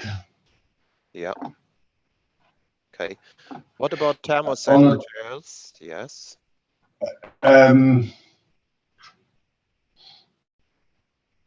I would come back on this very specific question. So we take note and we publish this later on in the FAQs. Okay, thank you, Ulrich. Then there is a question as regards aluminium alloys and recycled aluminium. Would such a proposal be within the scope? Is it? I guess it is on the lightweight materials. Yeah. I think yes. Also, if you talk about the aluminum composite structures that contain also biomaterials as a composite, obviously you can use also recycled aluminum. This is fully in scope with our our policy on sustainability. Okay, I see there was 2 questions now on 0101, but before we come to them, there are still questions to the topic just presented by Ulrich. It's the topic 0111 about lightweight materials. Are there any questions still to this? Yeah, there's one question for you, Ulrich. So don't let you escape. High performance above 300 degrees. You see the question? Well, we were thinking it could be anywhere in brakes. It could be anything. I mean, if you have aeronautics, obviously temperatures go up very high, above 300 degrees. So therefore, we said we should at least have high performance materials that can resist 300 degrees Celsius.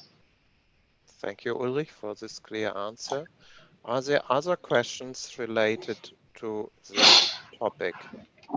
Otherwise, I take 3 questions as regards resilience 0101. Okay, so Ulrich, it seems that you have answered all questions so far.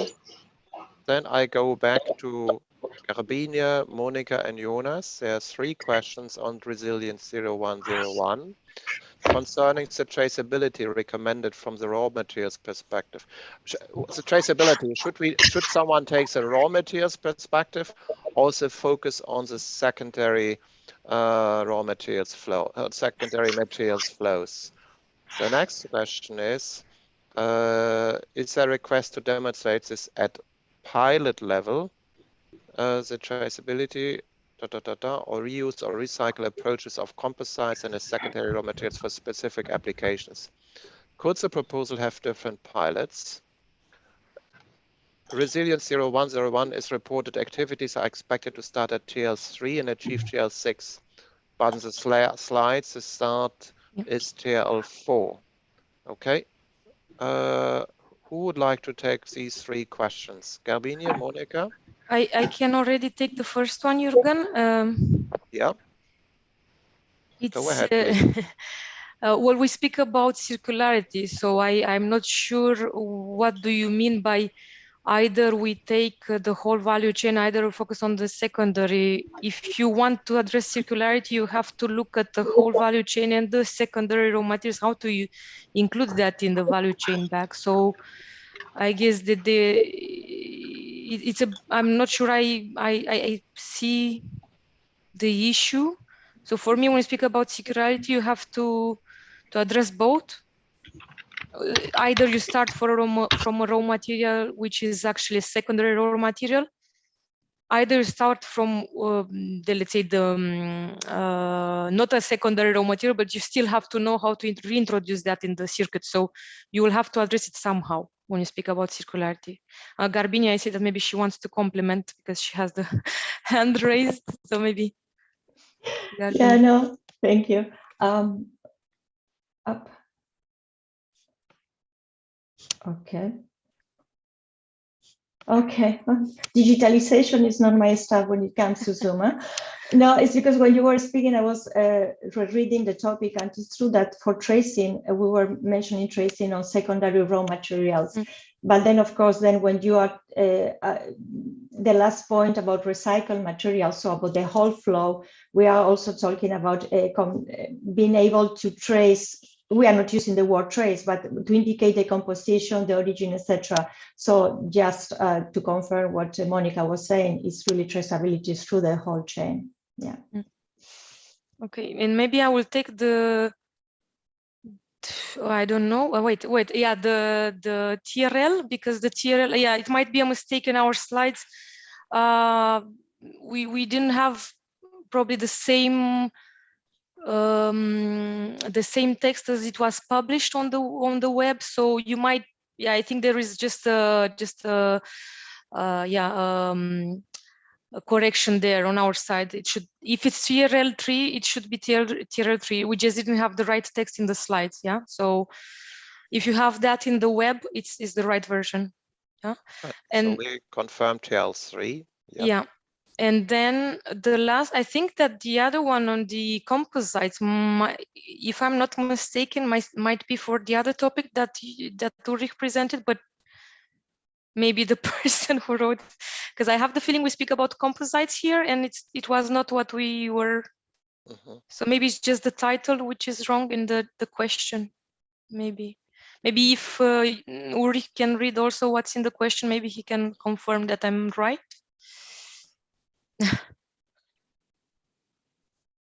Okay, is Ulrich still? So the for resilience 11 advanced lightweight materials, the TRL starts at 3 and should achieve 5, and the circular low emission value chains, topic 01, starts at 3 and should achieve 6. That's what we have in the slides, and I quickly cross-check again in the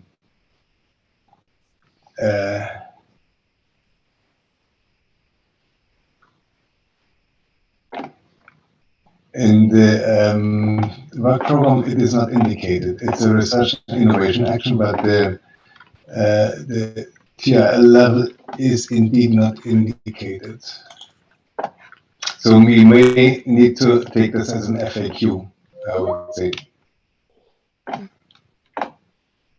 Okay, so maybe this question, if I may come back, Ulrich, I don't know, I think, or maybe there is a combination of a question for the use of secondary raw materials and then use of composites. I don't know, it's a mix of questions here in this last question that we have on Slido. I don't know, maybe the person could rewrite it again without maybe specifying, because composites is for the other topics, and then secondary raw materials is for the topic 101. So not sure I understand it correctly. Okay, thank you, Monica. So if people want to pose another question. And Garbinia has the hand. Sorry, Jürgen. Yeah, Garbinia, please. No, I mean, very briefly, what I was thinking, if this is really just a mistake that they are talking about composites and they were thinking about the topic 0101, of course, indeed, they can come with several pilots if they think this is what is needed for demonstration. Nothing prevents for that. Maybe to clarify one point, I mean, the topic of circular low emission value chains is about raw materials, but also components in products. Composites could be components, but obviously the focus is here on the raw materials and the circularity of those.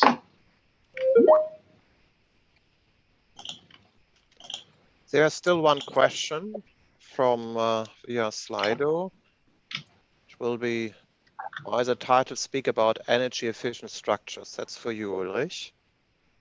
That's... Yes. Well, anything in the composite material is a structure. Obviously, the material that is a composite has a structure, but it is not to be seen as an infrastructure. It's really the structure of the composite material. Good. Then we have a question still again about 300 degrees.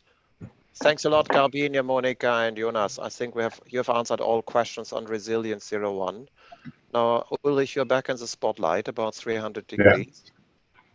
Well, the outcome is really what the topic should achieve. So it's an overall achievement in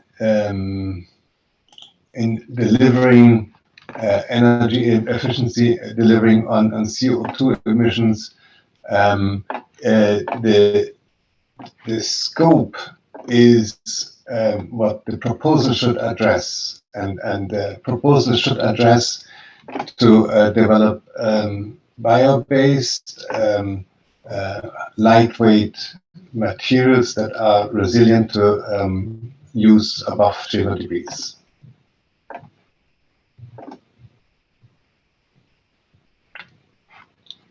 I hope it answers. Yeah, Ulrich, thank you. There's now a question, will the call focus on digital and process innovation or only digitalization? I suppose this is not related to this topic, but to the topic Resilience 0101, which we have already answered, which we have already dealt with.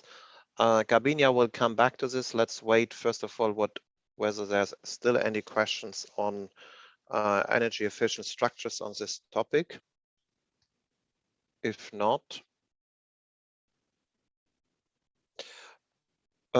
then let's come back to this question here. This is for you, Garbini, and for you, Monica. Will Resilience 0101 focus on digital and process innovation or only digitalization?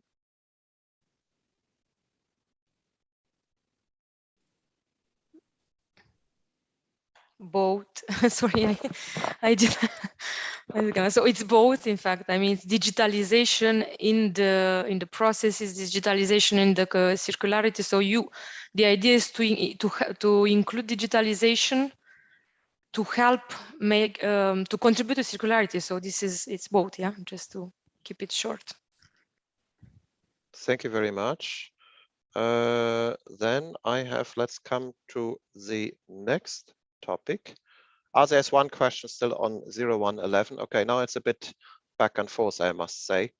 Ulrich, you're still back. If temperatures above 3 degrees and higher are required, only thermosets must be considered.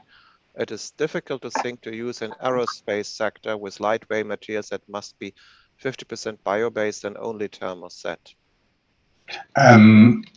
We had the question on thermosets already 15 minutes ago, and I said we take the question, we know the question, and we will answer this in written form as a FAQ.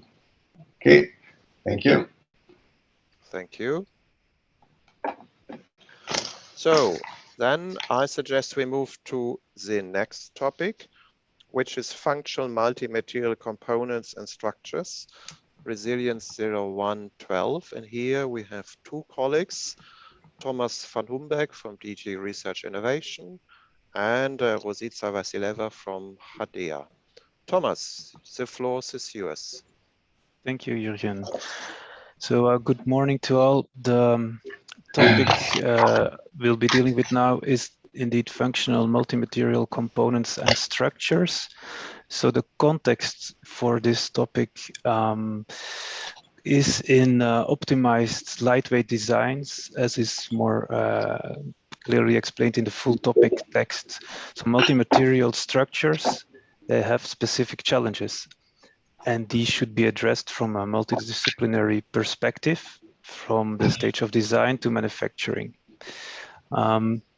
As you can see in the slide, the outcomes are listed. So it is expected that the proposals contribute to energy, so the topic contributes to energy efficiency, increases competitiveness of new multi-material items and multifunctional materials, and produce products for a wide range of applications in the additive manufacturing industries and specific industrial sectors as mentioned. So there are examples there. The list is non-exhaustive. There are some clear metrics that are aimed at. We want to reduce the weight by 50% compared to traditional designs. reduce lead time of multi-material products of 20% compared to today's design of multi-material products, strengthening of the EU's manufacturing industry, combining materials with high uniformity and with high mobility, industrial quantities, an increase of the product performance by at least 30% while retaining the price. Of course, dissemination is always very important. So there is a budget foreseen for the call, 20 million. A project is expected to receive funding between 4 and 6 million, and the TRL goes from 3 to 6. So the scope is clearly explained in the topic text. I won't go into much detail. Maybe to highlight the most important part of the scope, at least something that I would like to highlight is the second point is evaluation of matching material properties to the production processes to enable the joining of dissimilar materials for additive manufacturing tools.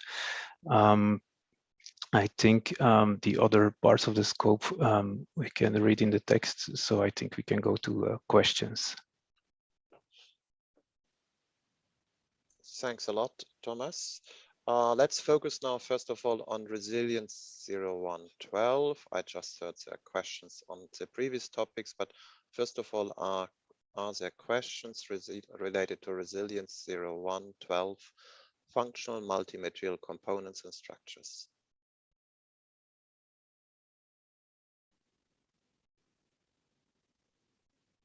So I try to read it. Should all the bullet points of the scope and the outcomes be addressed? That's the first question. Is this topic also covering the packaging sector? Should it be taken into account? And then there's another question. Is the scope limited to bulk material, or can surface materials be considered too? So on the first question, yes, all the outcomes have to be addressed, but as is specified also in the topic text, the scope, all the points that are listed in the scope, several of those activities should be addressed, so not all.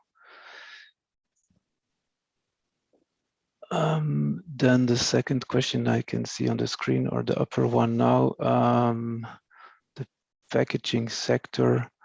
Yeah, as mentioned, I think the industrial sectors that are listed there are examples. So I think it is open, but the topic text mentions a lot additive manufacturing, its lightweight designs, performance. I think packaging sector would maybe need more creativity to include, but if you have if you can prove that you have innovative technology that can contribute to the topic outcomes, then I think it is also possible. It's not excluded in the text. Second, okay.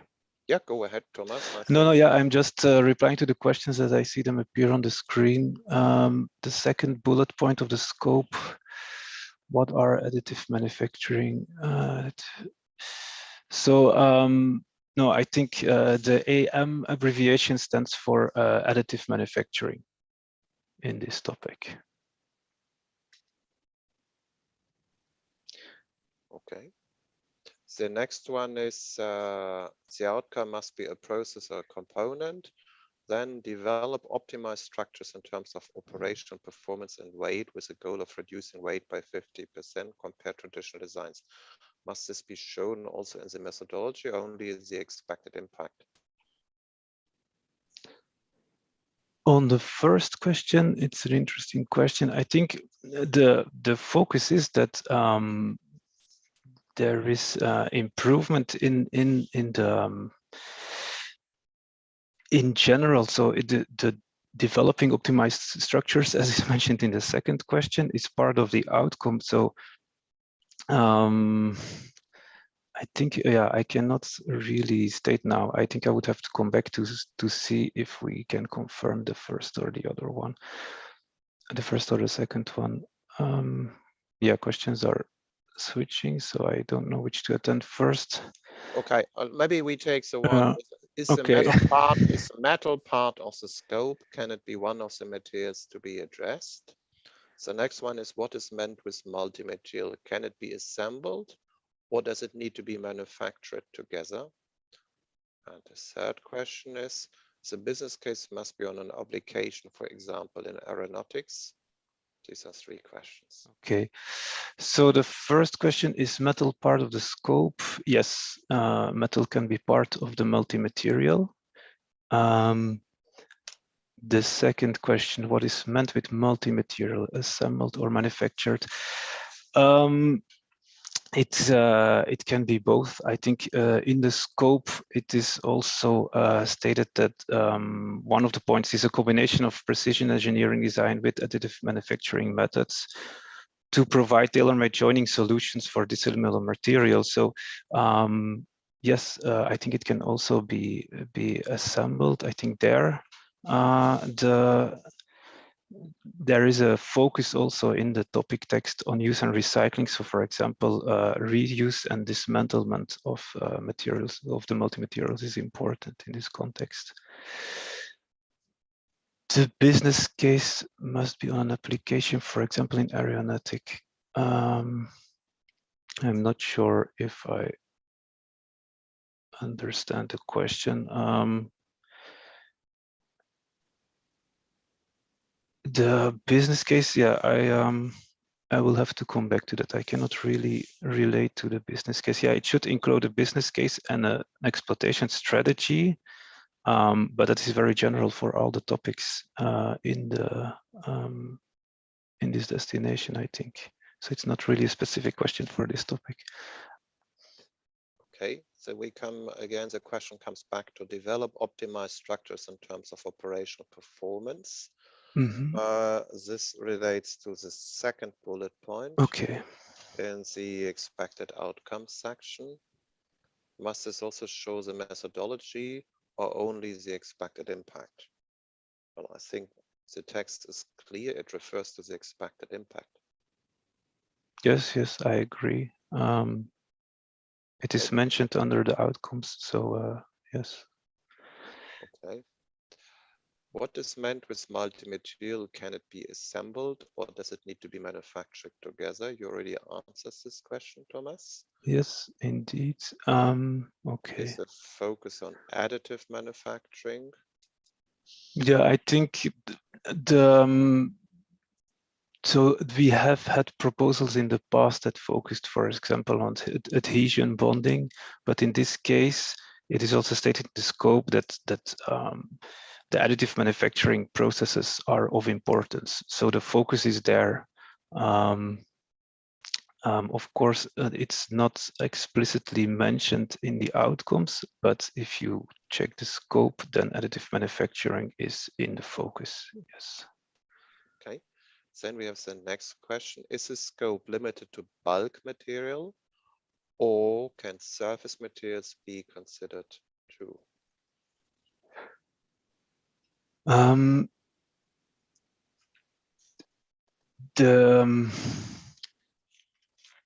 Yeah, I would have to come back to that. I cannot say that surface materials are excluded right now. I would have to come back to that. I will write it down. Okay, this might be then something also for our FAQs. Good. Then we had a question we already answered. Is the scope limited to additive manufacturing 3D printing?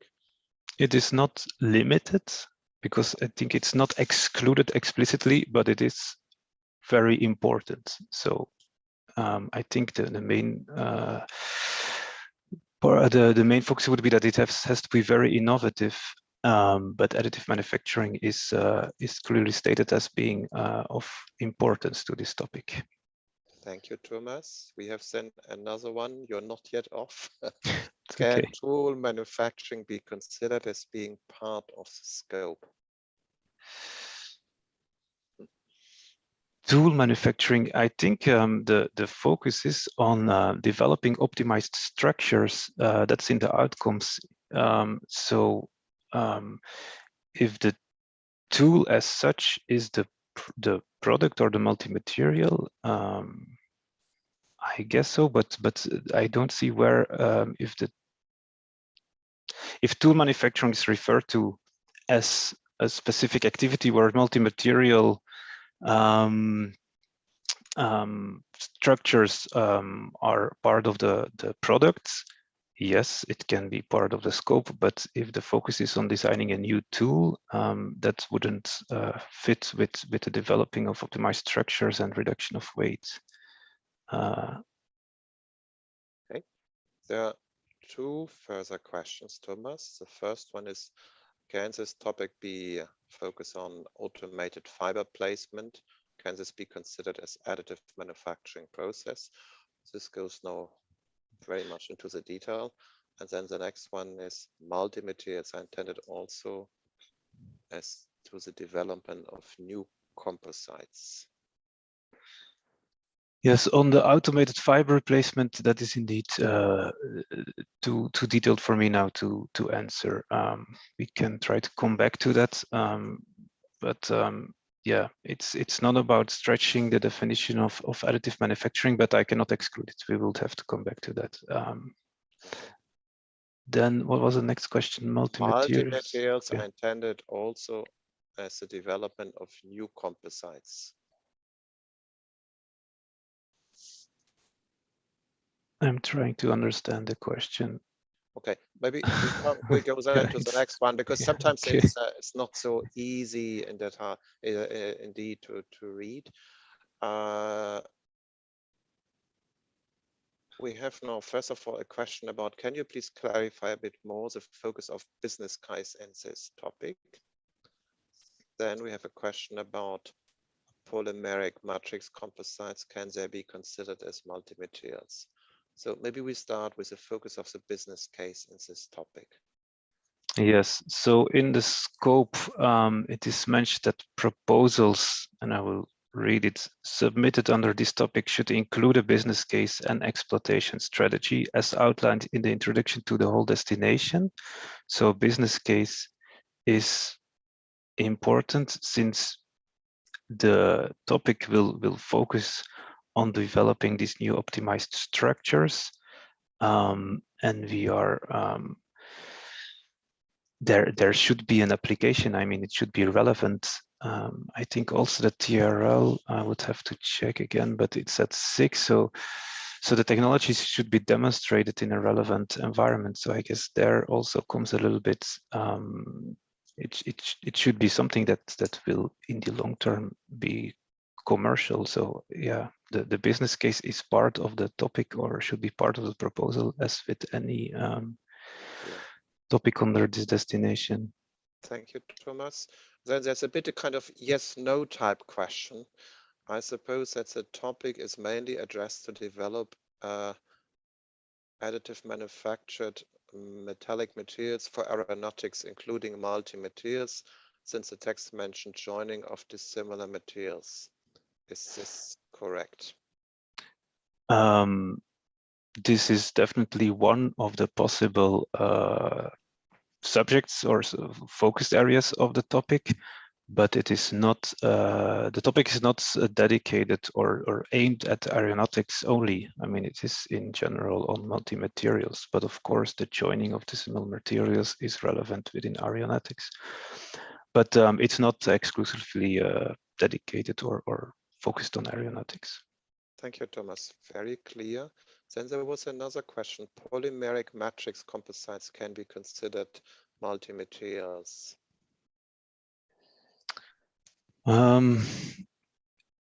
In this context, I think polymer composites, I think the combination that is also mentioned, I think in the introduction, is a combination more of polymer composites and metals, but as an example, but yeah, I cannot, it would really depend on how the composite is assembled. Okay. Let's come back to that. Yeah. Yeah. What matters most is indeed the text. So many thanks, Thomas, that you answered all the questions, and there have been a lot. This My shows pleasure. also a big interest. So there were open things on surface materials, tool manufacturing, and the polymer matrix. Yeah, I think those who are asking questions have, of course, also the opportunity to go to the national contact points with whom we organized a training session last week. But points noted. I will then suggest that we come to the next topic, which is safe and sustainable by design, organic and hybrid coatings. So I'm looking around. Is Alexandra Malishka and Alessia Amodio with us? I am indeed present. I don't know about Alessia. I hope she is. Go ahead, please.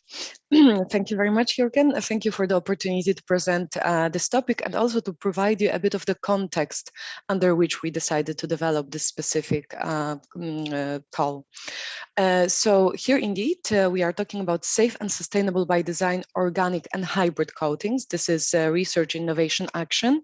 And indeed, this is something that for some of you might be familiar in the context of safe by design, because this is what the Commission used to support in the previous programs, and was focusing mostly on nanomaterials and nano-enabled products. But indeed, to align with the goals of the Green Deal, we decided to go beyond nano and to try to address also sustainability aspects, which is very relevant.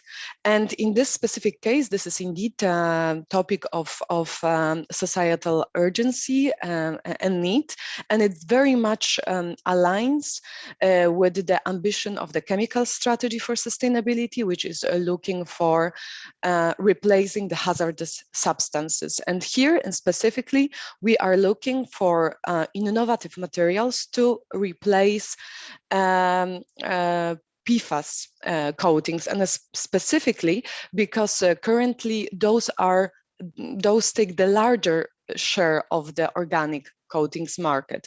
So this is why we decided to come up with this specific call. As you can see, the projects are expected to contribute to the following outcomes, and here we would like the projects to contribute to a set of computational tools to be used for supporting safe and sustainable by design materials. We would like to see the projects developing at least 2 novel materials, for example, but of course not limited to bio-based ones, assessed in terms of their performance function. This is really the core of the concept of safe and sustainable by design. So the idea is to maintain, of course, the performance, the function of the material, but on the other hand, to minimize the negative impacts for human health and the environment. So this is exactly what we are asking for, to ensure to address the environmental hazards as well as their environmental footprint. Here specifically, we're asking about the carbon and water footprint, as well as recovery and recyclability. Every aspect of that should be accounted and take into consideration in the life cycle approach. So life cycle assessment is really relevant for this call. We would also like and see projects to contribute here specifically for applying the safe and sustainable by design criteria and guiding principle to organic and hybrid coatings. We very much also encourage participants to take a look, to align and follow the developments that are being done by the Commission as we are developing the criteria for safe and sustainable by design. So there will be progress in time, and this would be very encouraged for the projects to align and observe the progress as it's happening. What is also very important for us is really to have to look at the impact and to enhance the social acceptance of the newly developed materials by gathering and providing relevant evidence. Here we also ask to develop a certification program or equivalent, and here I would like to stress the equivalent. What we aim to and we are looking for is really to develop a series of tests and methods that could really allow to assess and to provide the relevant data to show that indeed the new alternative materials are performing better in terms of safety or sustainability along the whole value chain. And the indicative budget for the call is 20 million, and we see that the project should, the contribution per project should range between 3 to 5 million. And as mentioned already, this is research innovation action, and the TRLs should be reached, should achieve the TRL 5. And I think with the scope of the call, this is also quite nicely explained in the text. So I would open it for questions, if any. Thank you, Alexandra, for this very clear explanation. So we look now into Slido if there are any questions coming up. Questions, please, for the topic safe and sustainable by design. Are the materials meant for final consumer goods, or should it be for the business B2B context to supply industries? This is, of course, not specified, and we leave it to the project proposal. What is relevant also with this project is, yet again, a business case that needs to explore. So yes, this is not predetermined. So both options are available depending on the proposal. What I would like to also add is that we are very much looking for this proposal to align and proactively engage with coordination and support action. This is also in the call text. Sorry for adding this extra comment, but this is very relevant for the call. Thank you, Alexandra. Does this scope exclude food packaging? Of course not. No, there is no exclusion. Thank you. Is there another question on this topic? No? Okay. It seems to be very clear, Alexandra. I'm very happy about that. Thank you very much, Alexandra, and Alessia as well. Good. I suggest then we move on to the next topic. So I would like to ask now Jana Drobojalova to present the topic Resilience 01. Oh, no, I need to look into my script. 13, smart and multifunctional biomaterials for health innovations. Jana, please, the floor is yours. Okay, so the title Smart and Multifunctional Biomaterials for Health Innovation, it's quite broad. I will explain what it covers. It's research and innovation action again, and the projects are expected to contribute to the development of multifunctional biomaterials to address and mitigate multiple bottlenecks in response to unmet clinical needs. The new solutions need to meet improved biocompatibility, biospecificity, and longevity, and when relevant, improve bioactivity and biodegradability, as well as the improvement of physiological and biomechanical constraints. The project should be compatible with regulatory and IPR strategies, and they should start at TRL about 3 and at the end of the project achieve about 5. The expected budget is pardon, between 3 to 5 million, and the call budget is then about 20 million. So these multifunctional biomaterials for health application may include, but are not limited to, tissue engineering, artificial organs, implants, bioinks for bioprinting platforms, microfluidics, bioactive scaffolds, wearable and implantable devices, in vitro diagnostics, and so on.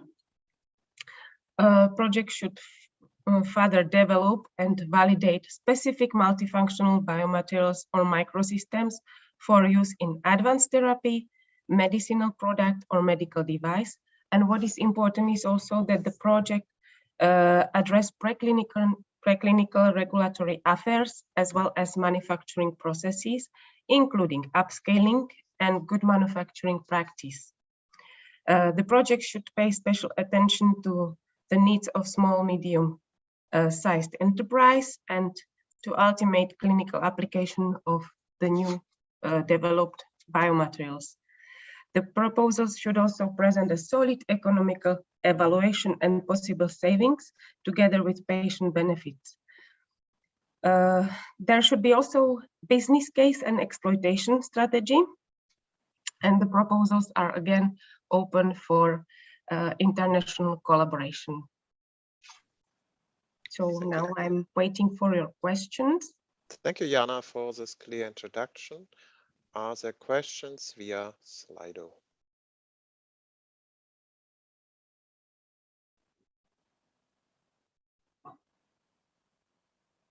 Can bioresins be included? I think there is nothing excluded in this. As I said, this is very broad. So the biomaterials can really cover, if there are other requirements which are met, then I think it is possible. Is antimicrobial surface modification included? I think we had already a topic on this, if I am not mistaken, on antimicrobial surfaces. But again, if it's if it's part of the biomedical device or system, then again it is welcome. I cannot say which will be the final application, so it's really on the whole concept of the product. Okay, then there is a question related to the scope. Pay special attention to the needs of SMEs. Does this imply the integration of an SME into the consortium? Does it exclude mid-sized companies and large company groups? Okay, so first part of the question, definitely including SMEs into consortium is always welcome, because then you have the industry aspect inside, and definitely it doesn't exclude mid-sized and larger companies from the proposal. They can be also a partner. Yeah, this means also you can include an SME into the consortium. Huh? You can include, but it's not mandatory. Okay. Then there is a question about international cooperation. Are associated partners admitted, for example, US and associated partner?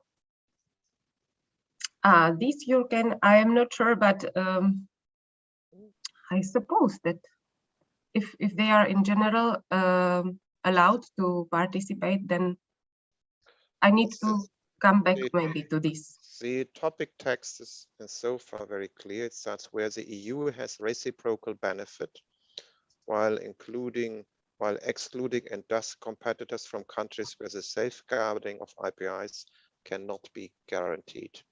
That's a point for which future proposals have to look into. I think the question can also be raised later on as the discussions on synergies on Wednesday. There's then one question still to 011 and 012. Before we come to this, is there still one question on 0113? No, this seems not to be the case. Then I'm coming to the question about lightweight materials. Yeah, it's very popular, the 300 degrees, I have to say. Yes. But as said, we have to consult with the specialist, our colleague who wrote the topic text, who is unfortunately not available today to answer on these questions. And we have to, I understand it's very tricky to use bio-based at this temperatures, but we have to clarify this and have to come back at a later point. Ulrich, many thanks. So in concrete terms, those who are asking this question can address the question to the national contact point, who can send this question quickly to us. We will also look into this, what we can say under frequently asked question. I think the first process, the first way forward, I suggest it might actually be faster. Then we have questions still to 012. Is more use cases from transport together considered redundant? Aircraft, marine, and automotive all together. Ulrich, this is more still a question for you. I think this was under the multi-materials, but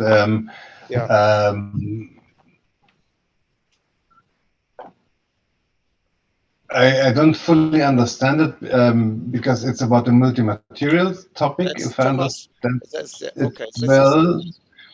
And I think transport altogether, yes, it should be one of the application areas. Yeah, okay. So the question is, Thomas, you are back. Thank you. If you can take this question, what about use cases from transport? Are they considered redundant? I must say it's a bit difficult to understand the question, but maybe you can grasp it. Yes, I think if it is relevant, if the application is relevant for the different, it can be used in different sectors. Yes, it can be presented together. There's no redundancy, but of course, within the context of the proposal, if it's interesting, if there is an added value to treat them together, then of course it's possible. Good. Then, thank you, Thomas. Then we have a question to Jana Drobalova. This is Japan a country that can participate? Is the funding from Japan? I think maybe Jana, you want to answer? I just remember in the past. Jürgen, maybe I can take this one. Okay. Alessia, yeah, Alessia. Yes. Hello, everyone. This is Alessia speaking. This topic, as basically all the other one, except the one that have the disclaim that this topic is open for international cooperation, where the EU has reciprocal benefit while excluding industrial competitors from countries where the safeguarding on APR cannot be guaranteed. Is open for the participation of every country. Doesn't matter if they are associated or unassociated country to the EU. The most important thing, if they are not associated to the Horizon Europe program, they can guarantee the funding to take part in the activities. In case of exceptional funding, as was already discussed at the beginning of the presentation, it really depends if they can justify this exceptional funding, but then it will be upon to the appointing authority to decide and take the final decision. So if you have a partner in Japan, you can include in the proposal, but since they are not associated to Horizon Europe, they need to guarantee funding to participate in the action in case the proposal will receive funding. I hope this was clear. Thank you, Alessia. It was for me very clear. Thank you, Alessia. Then there is one question. What is meant with multifunctional component needs to have more than one function, or materials needs to have more than one function or more than one application? I'm looking now at Jana and Thomas. If this is meant for biomaterials, yes, then we can always for example, I can give an example in medical application. It can be, I don't know, for example, wound healing, as well as incorporation of some sensors, platforms for monitoring of the one state. So there are two functions, but it's just an example, and I know it's challenging, but definitely there exist some possibilities for this. It's rather broad. It's rather broad. It can cover more properties and more application in one. Thank you, Jana. Then there is another question still on the topic resilience 0112, even two. One is FRLP pass as internal reinforcement for concrete. Would this be within the scope? And then 0112 has also a debate, has also a question about international cooperation. What does this mean? I think that has actually been answered already by Alessia Modio. I think that has been answered for me. Maybe I can add something on this specific issue. In the work program, under certain topic that have the same text in the topic, there are several of them. There is a link to a sub-working document of the European Commission, a report on the protection and enforcement of intellectual property rights in third countries, and there you can find a list of countries where the safeguard of the IPR cannot be guaranteed. In case so you are planning to have a participant from one of those countries, you should explain how you intend to protect the safeguard of IPR in Europe.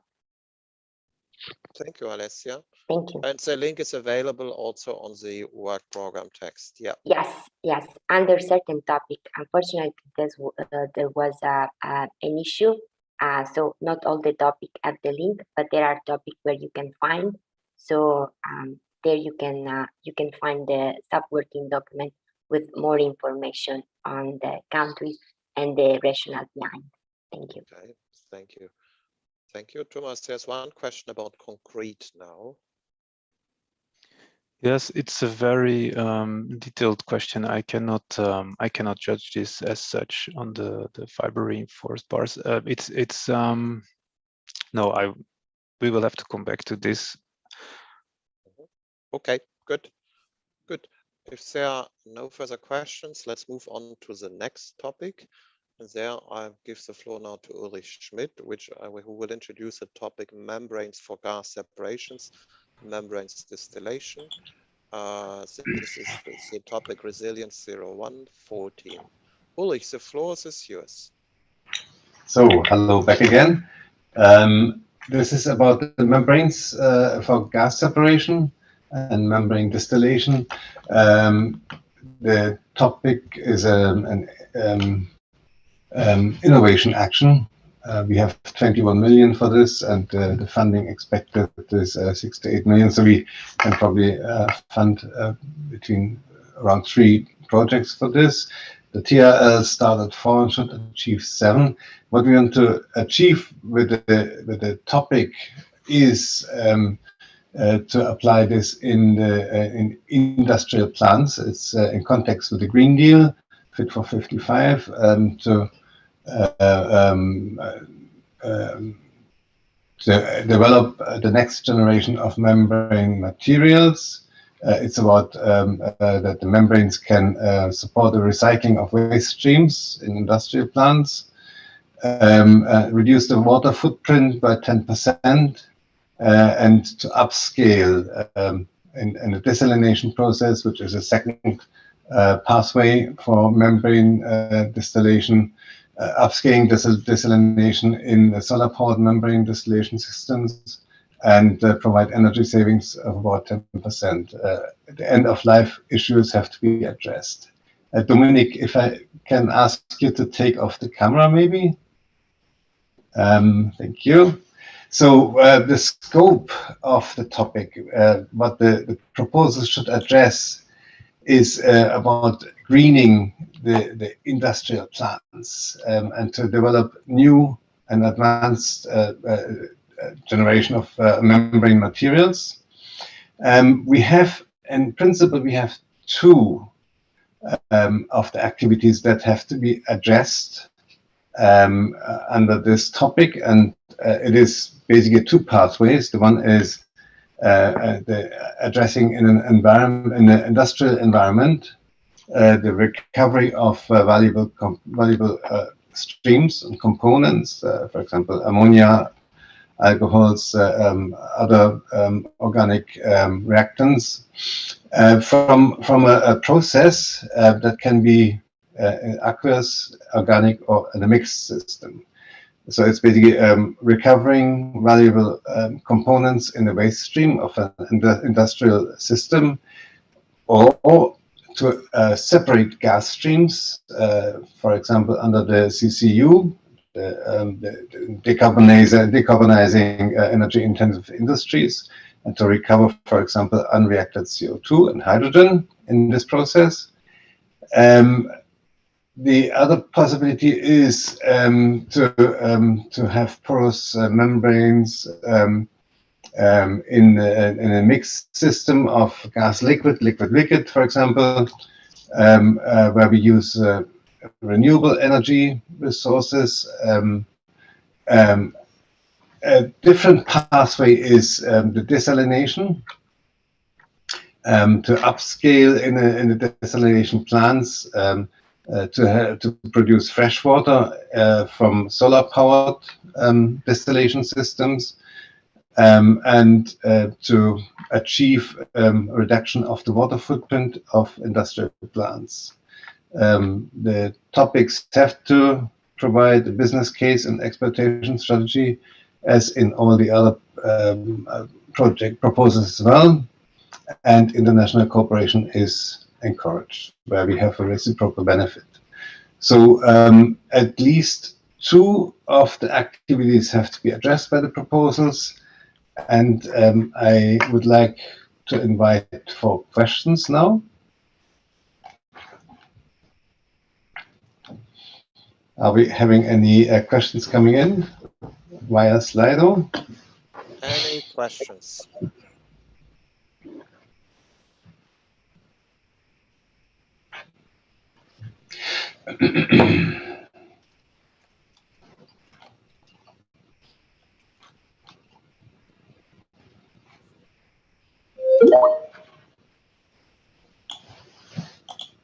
Are there any questions? Let's wait for a moment, Ulrich. The questions, I'm sure I'm coming.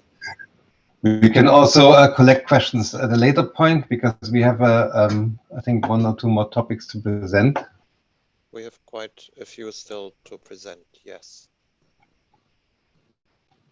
So I would wait in the background to answer at a later point.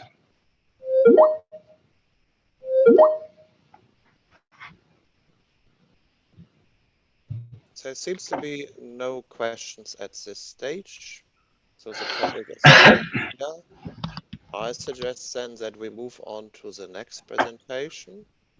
So I'm looking at Dominique Blanchon, who will now introduce the topic an innovation action, building and renovating by exploiting advanced materials for energy and resource efficient management.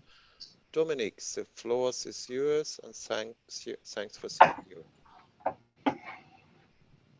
Thank you, Jürgen. Could you hear me? We can hear you. You are clear. Okay. That's good. So I will speak about this topic, which really is addressing advanced material for envelopes. So it's about insulation material. So the projects are expected to contribute to the main outcomes that are like the building are responsible for 40% of the energy consumption and 30% of the CO2. We need to renovate existing and old buildings, and leading to a significant energy savings.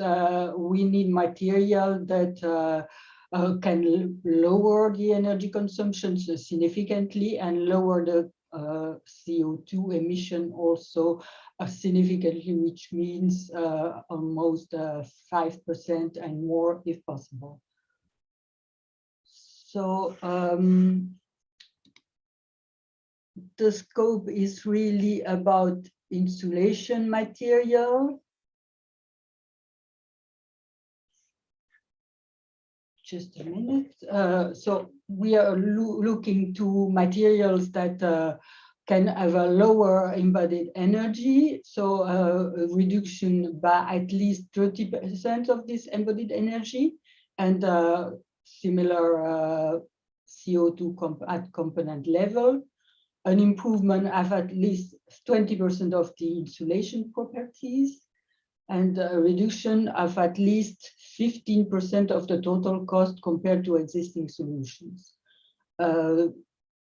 We are looking for a real scale demonstration, since it's an innovation action. And this demonstration should show at least 5% reduction of the energy spent during the whole life cycle of a building. and increased durability and lifetime, lower maintenance cost, and environmental footprint. So this should demonstrate at a real scale for current retrofitting solution using these new insulation materials in a real case application that for building for net zero energy, meeting net zero energy standards, and it should show also a wide replication potential. We are looking also for improvement of the quality of information from product manufacturers to facilitate better decision making, and also strengthening of the competitiveness of the European construction sector in the field of green construction technologies, which is really necessary.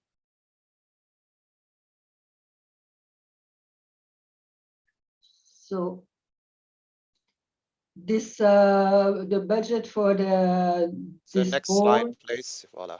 Yes. Yes, is around 21 million. That means 5 to 7 million per project. So it's an innovation action, so the TRO should start at 5 and achieve around 7. And of course, we are looking that project will contribute to most of the following, most of the outcomes that are described in the topic.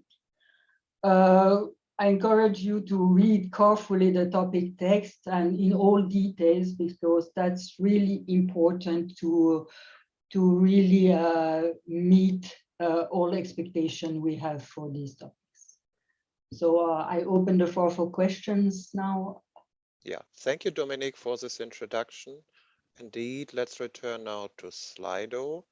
I just heard there are also questions still on the topic on membranes for gas separations, membrane distillation.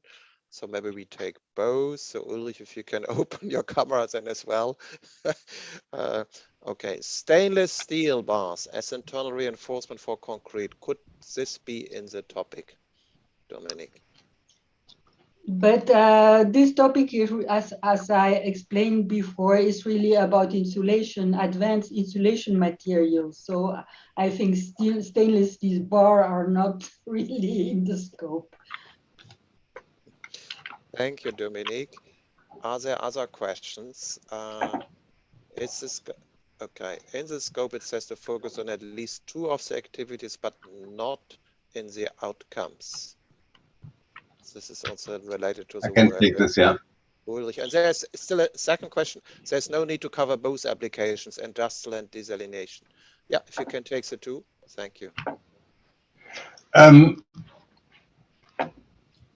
As said, I mean, we have basically 2 major pathways. One is the industrial separation of waste streams to recover valuable components. The other part is mainly on membrane distillation for desalination. It could be combined. I mean, you have in industrial plants, you have water running also under the CCUs, so therefore it could be combined. We see these, but as 2 different major pathways, and at least 2 of the scope bullet points that are described in the topic have to be addressed. So that means you can combine, for example, the recovery of valuable components together with the gas streams, or you can have an upscaling of desalination with the reducing of the water footprint, for example. I hope this answers. But as said, you should at least address 2 of the activities.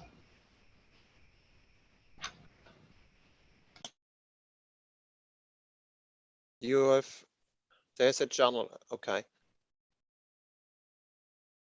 Okay, there's first of all, the specific question on covering both applications, Ulrich, no, it's not both, but there are different bullet points under the scope that has to be addressed, and at least 2 of the bullet points under scope have to be addressed, but not both applications.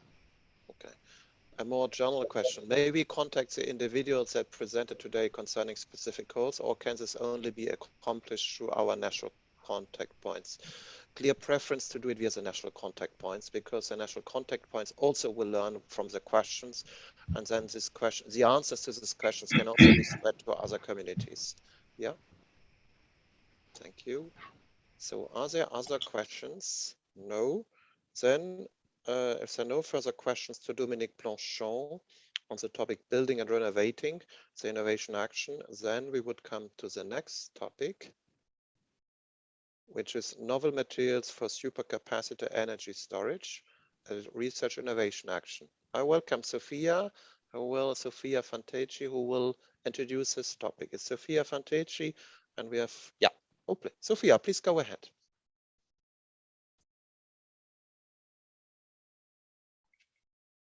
Good morning. Do you hear me? Do you see me? We hear you, and we see you. Good morning, ladies and gentlemen. Good morning, Jürgen. So this topic, this research and innovation action on novel materials for supercapacitor energy storage, the indicative budget of the call is 23 million. The EU contribution for each project, it's between 4 and 6 million expected. And for this type of research and innovation action, you expect to start from TRL 3 and achieve TRL 6. This meaning that we would like the technology to be demonstrated in a relevant industrial environment. This topic really addresses the main challenges, we may say, that if overcome could make supercapacitors really attractive alternatives to batteries to make a difference in terms of how energy can be stored in the future. So supercapacitors, batteries have both storage methods. Compared to batteries, supercapacitors have energy densities that are low. They use also more expensive critical raw materials. And today, it's true, supercapacitors and their variants only constitute quite a modest business. But new advanced materials, and this is the focus of our call, have really the potential to make supercapacitors competing or even becoming better than batteries and change the whole scenario. So proposals submitted under this call should address the challenge for new material concepts, as it is written, to be used in supercapacitors to at least double the energy density of current technologies, reduce the cost, and minimize or eliminate the use of critical raw materials. Proposals submitted under this topic should include, as many other topics under this destination, a business case and an exploitation strategy.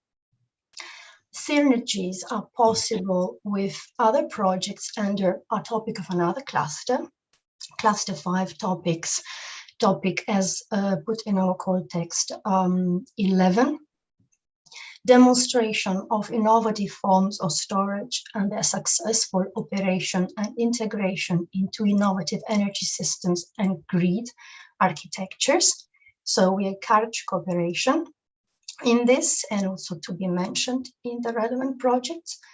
This topic is also open for international cooperation, but excluding industrial competitors from countries where the safeguard of IPRs cannot be guaranteed. And earlier, my colleague Alessia made an important point, and you can find the link to a relevant document in our work program on this. So this is for the scope, what the areas that need to be covered. In terms of outcomes of the proposals in this call, let's go briefly through them. First outcome, there are 4 main outcomes.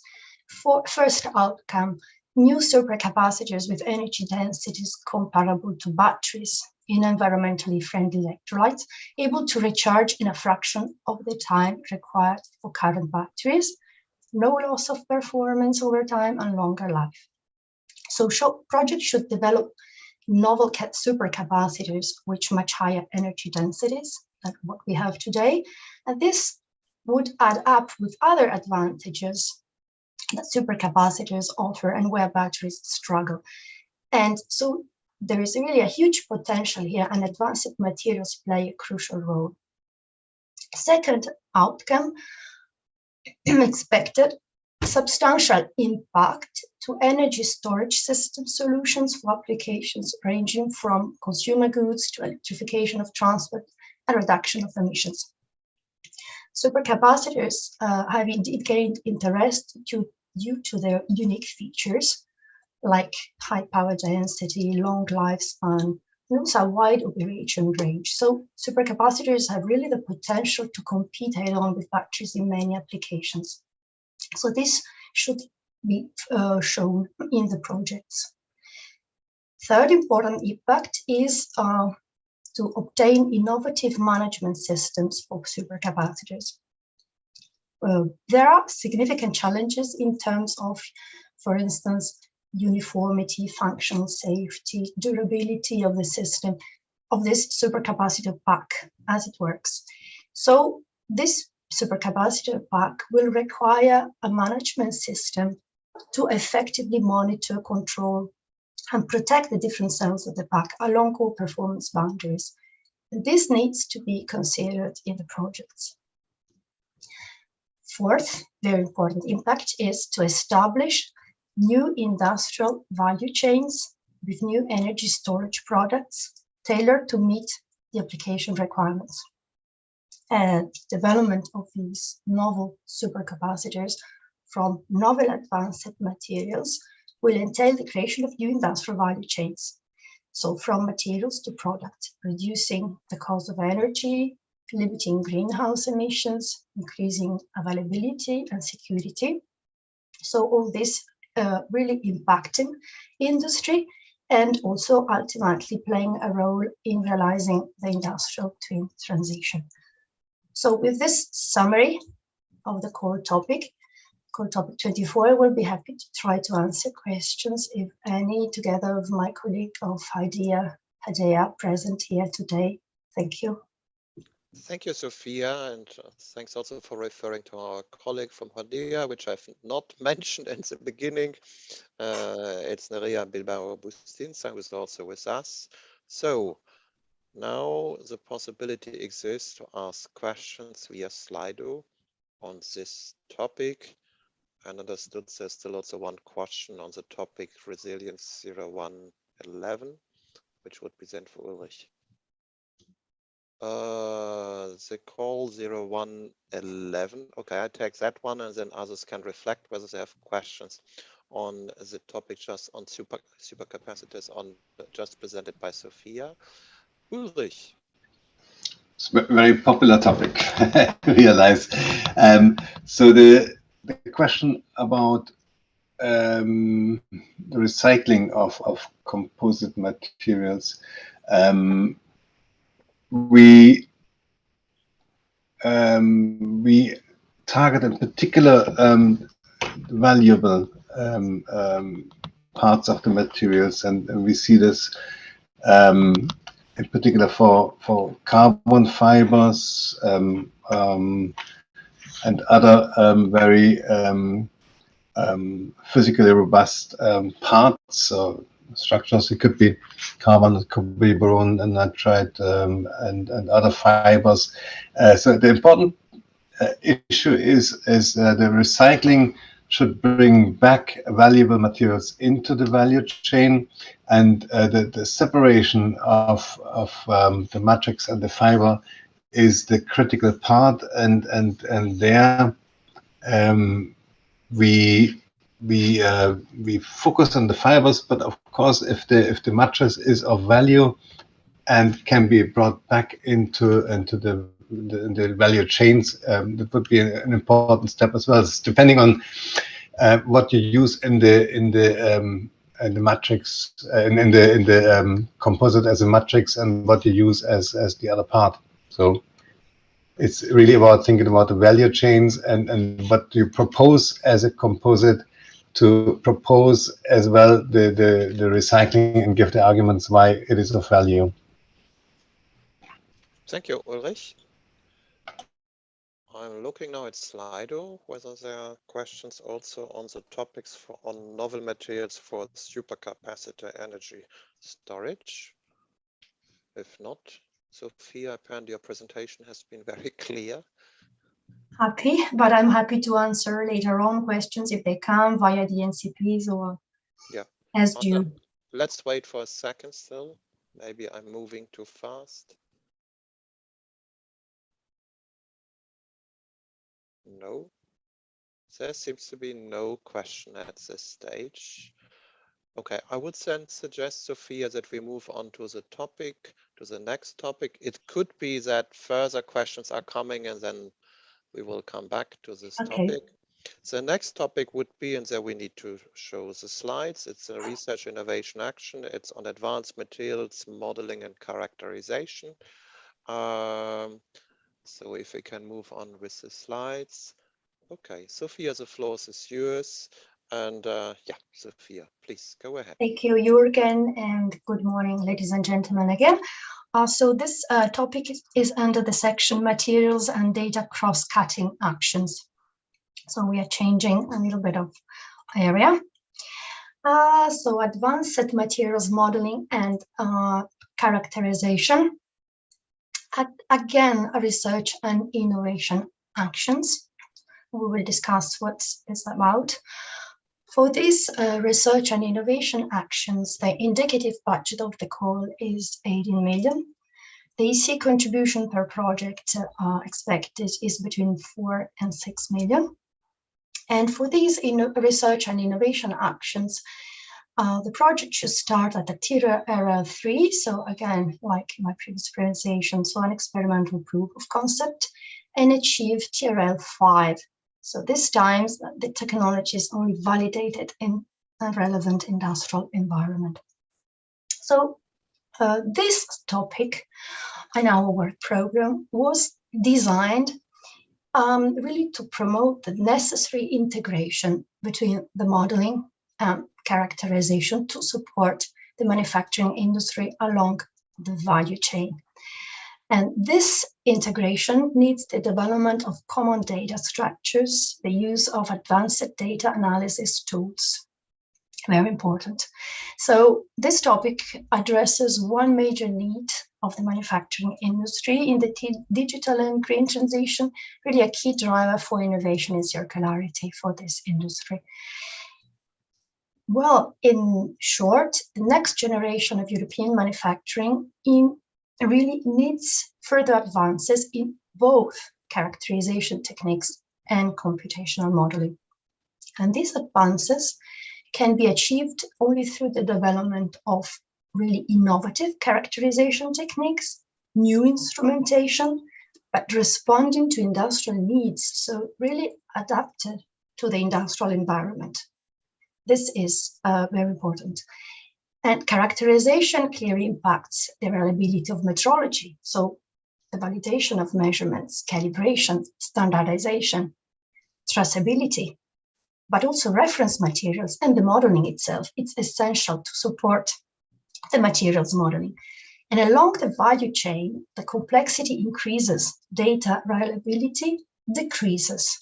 So from here, really the importance of obtaining reliable, available, shareable, but also meaningful semantic data. So this is really how all this fits into the industrial system. And this is what the call is about. The proposed work really should be equally balanced, we could say, among these four pillars: the modeling, the characterization, the manufacturing, and data science. And all this has to be nicely integrated. The scope of the proposed projects is quite extensively detailed in the call text. We mentioned 5 main areas to be covered. Let's go quickly through them.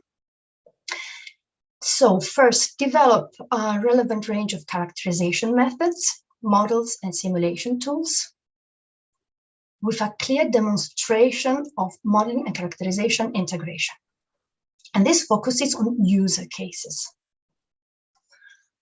Second, coordinate efforts towards data documentation, so the exchange procedures, ontologies that can aid traceability, integrity, and interoperability of data. Third, seek the involvement of standardization bodies for the development of standards, test guidance, or guidance documents. Fourth, focus on the combination of theory of large-scale computational screening. So here we are thinking about artificial intelligence, machine learning schemes. Fifth, facilitate the reuse of existing research results on model and characterization, but also the uptake of new results. And of course, the project should contribute to the objectives of the European Materials Characterization Council and the European Materials Modeling Councils, and foresee really resources to this effect. These two platforms really bring together all the relevant stakeholders in Europe, from research to industry, in the areas of materials characterizations and materials modeling. In terms of outcomes or of outputs, projects presented under this core topic are expected to contribute to the following outcomes. So let's describe them. First, develop an open repository for knowledge transfer, data sharing, for integration between the advanced materials characterization and modeling, allowing full interoperability with direct connection to manufacturing processes. This we have described. So very important, the direct connection to manufacturing processes. The manufacturing industry relies more and more on models along the value chain, in particular, to tackle more complex R&D challenges, more cross-domain, to faster integrate new alternative models into existing workflows that are used, but also to have a faster move to new proposed workflows, to executable solutions, to have faster, more autonomous decision-making, so very important for industry.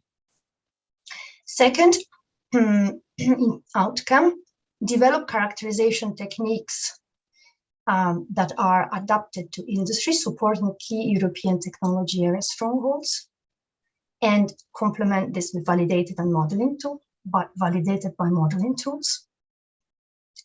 Again, really very important, develop innovative characterization techniques, also new instrumentations adapted to the industrial environment. Third, outcome, enable a model-based innovation process covering all stages from materials design to product development, including validation, characterization, and life cycle assessment. So really, as I said, again, further advances in characterization techniques and computational modeling along the value chain. And here it's very important to stress that we really go from the design of new, safe, and sustainable materials and processes through rapid upscaling and effective quality control during the manufacturing process. Next outcome, increase the efficiency and effectiveness of materials and product development by reducing costs and time for product design, time to market, and regulatory compliance, which will enable the transition to a decarbonized economy. So a key aspect for the manufacturing industry is also to influence materials properties that affect product performance. So fundamental role here of characterization and modeling. Finally, in terms of outcomes, improve the handling of missing data by means of artificial intelligence and machine learning methods and or simulation. Of course, proposals submitted under this core topic should also include a business case and exploitation strategy after the end of the action. So this summary, which I hope was sufficiently comprehensive and clear, I'm glad to try to answer your questions or give you further clarifications on the call content. Thank you. Thank you, Sophia, for these clear explanations. Now, the possibility exists to ask questions via Slido. Whilst this is happening, or I see the questions are coming, I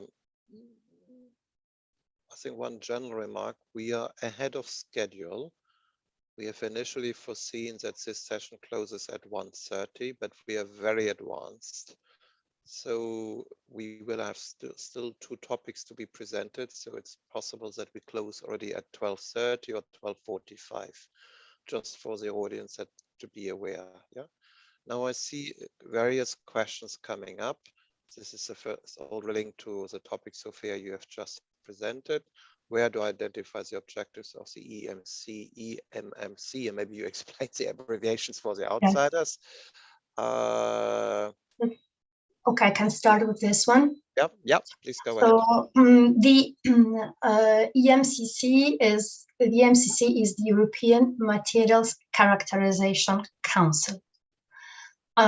It is a platform, a grouping of stakeholders that has originated from a cluster, so a set of projects funded by our program in industrial technologies in Horizon 2020, where we have put together all projects that had a clear focus on characterization for industrial needs.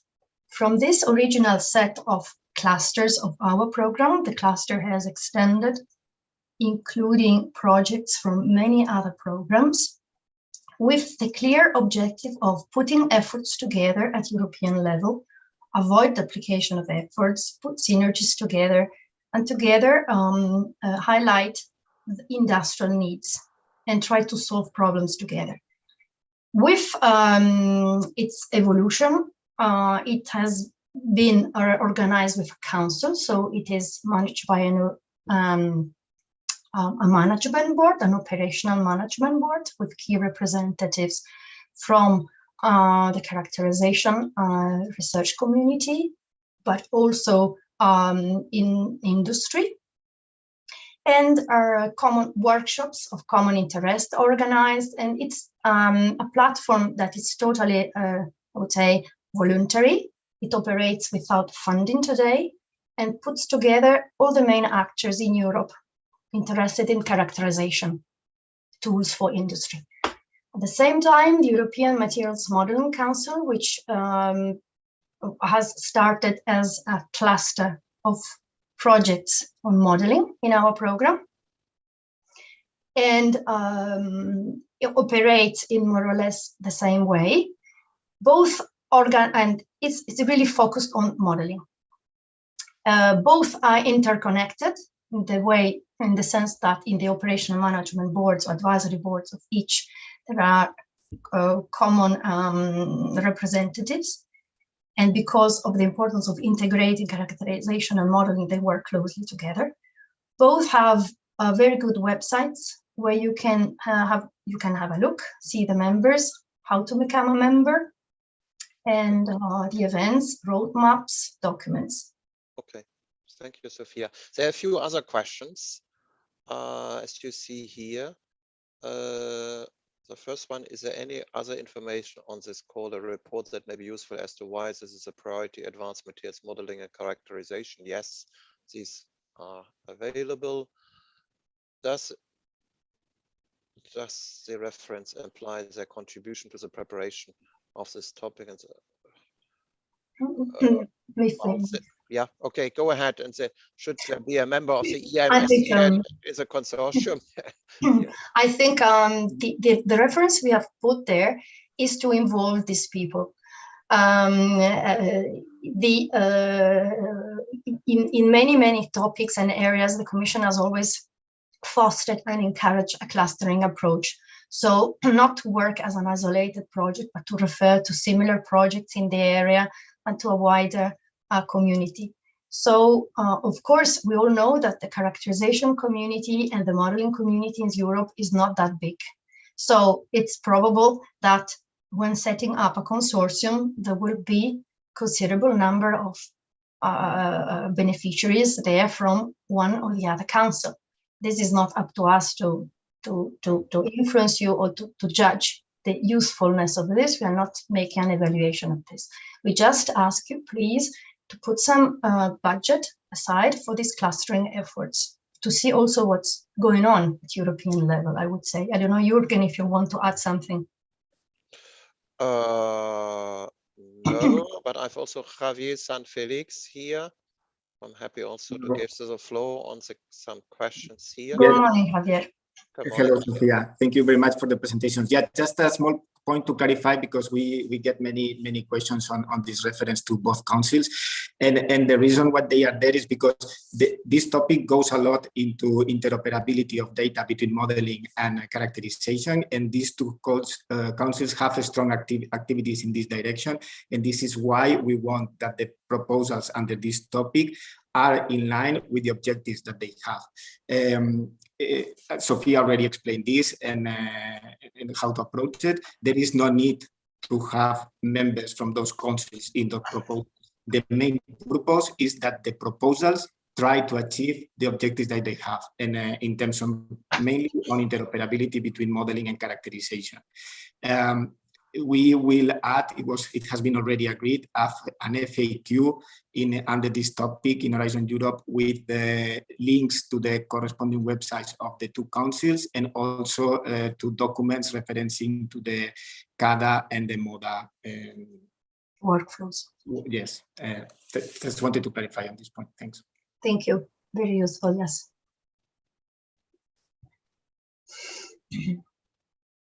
Well.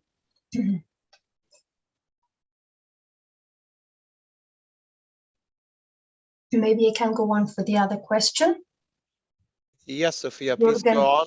Yeah, please go on. There's one question in particular on a link between the Resilience 0108 on Earth observation. Yes, because I think we have answered the one. There was one preceding. If you find it is vital to include clusters working on modeling of materials characterization, vital as partners.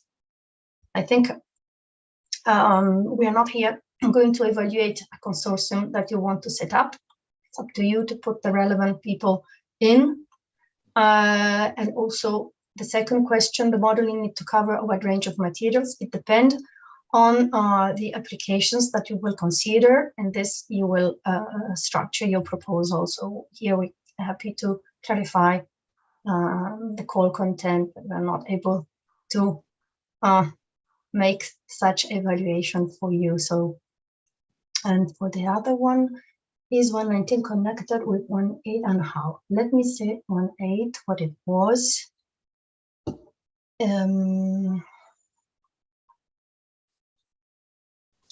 This is about Earth observation. Yes, it's the Earth observation technologies for the mining life cycle support autonomy transition. I think we should maybe hear the presentation of that topic. Yeah, and see how it fits. Sophia, I think that topic will be discussed tomorrow. It's linked to the raw materials. My suggestion is that we need to assess this a little bit further. And maybe the question should also be raised tomorrow in the raw materials session. I would suggest we look into this. Yeah. Okay. Then is the next one. Where is the FAQ that was mentioned? The FAQs have not yet been made public. We wanted to publish FAQs in the light of the questions we are receiving today, because this is also one of our other ways of responding to the questions we got. And I indicated that we had very few topics where we had to leave things open. Therefore, our idea is to go for FAQs, which are then published on the participants portal where you find the work program. Are there other questions to Sophia Fantici on the topic which she just presented? Otherwise, thank you to Sophia and to Javier for having answered all the questions. And then I come to open innovation test beds, and this is for you, Thomas, to take it up. Yes, thank you, Jurjen.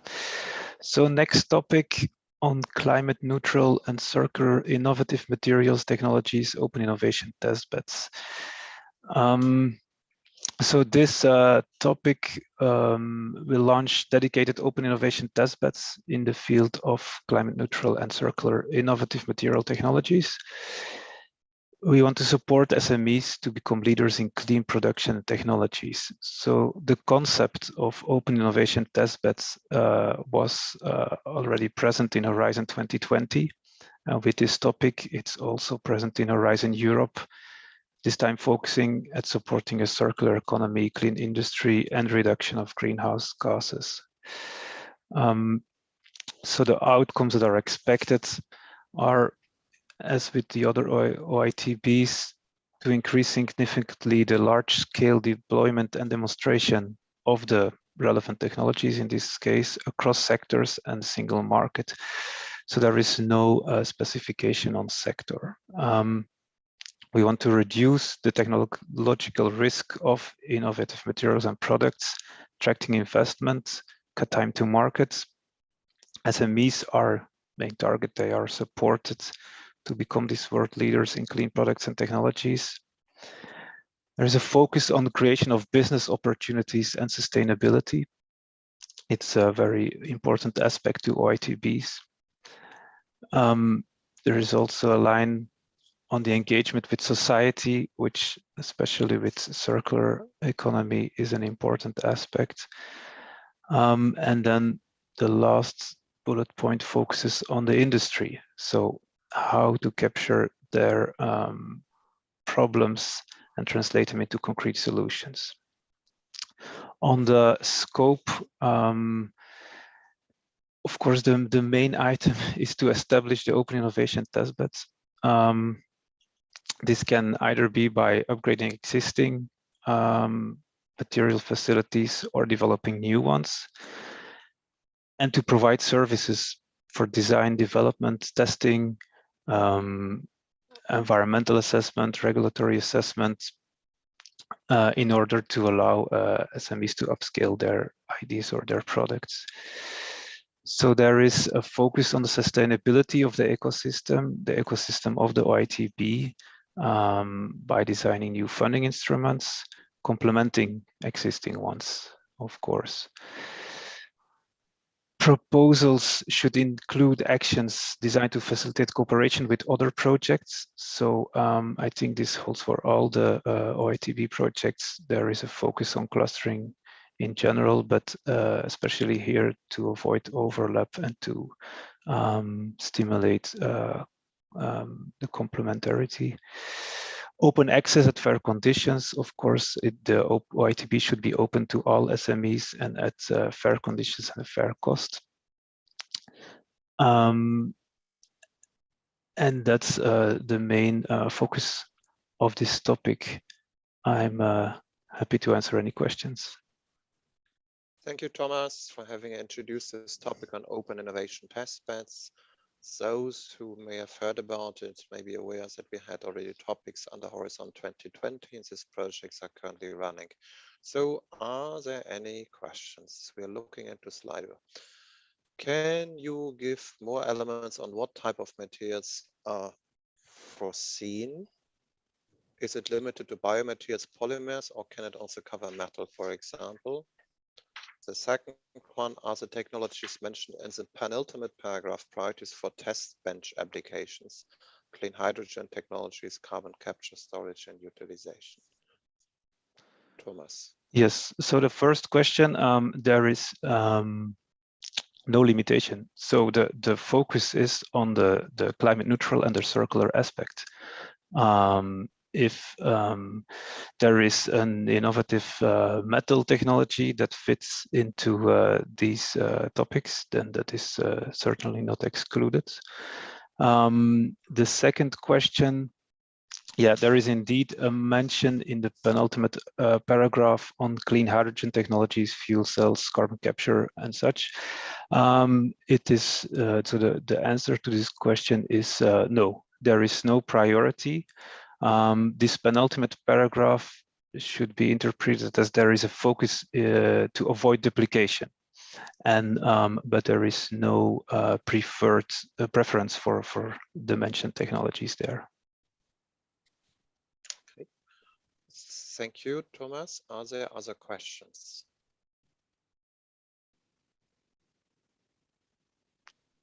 No, not at this stage. Okay.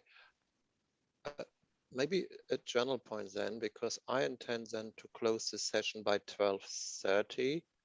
I want just to confirm this, because sometimes I see questions coming via Slido, not linked to the topics, but to previous topics.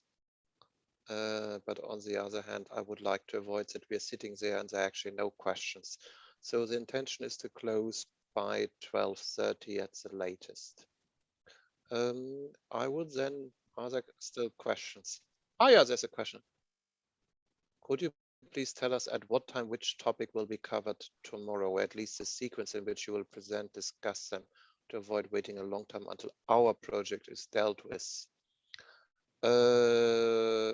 Ulrich, can you say something to this question?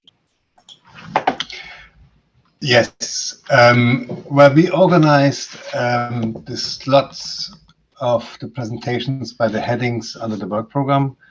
I mean, this is available on the site of the info days. Tomorrow we will have one topic on improving resilience and preparedness on SMEs, which goes for about an hour and a half, and then we have another heading on raw materials, which goes over 2 hours, and there you have to refer to the work program, because in the work program you know which topics we will speak about. So the topics are under the headings, and the headings are mentioned in the timeline on the info day web pages. I hope it helps. Thank you, Ulrich.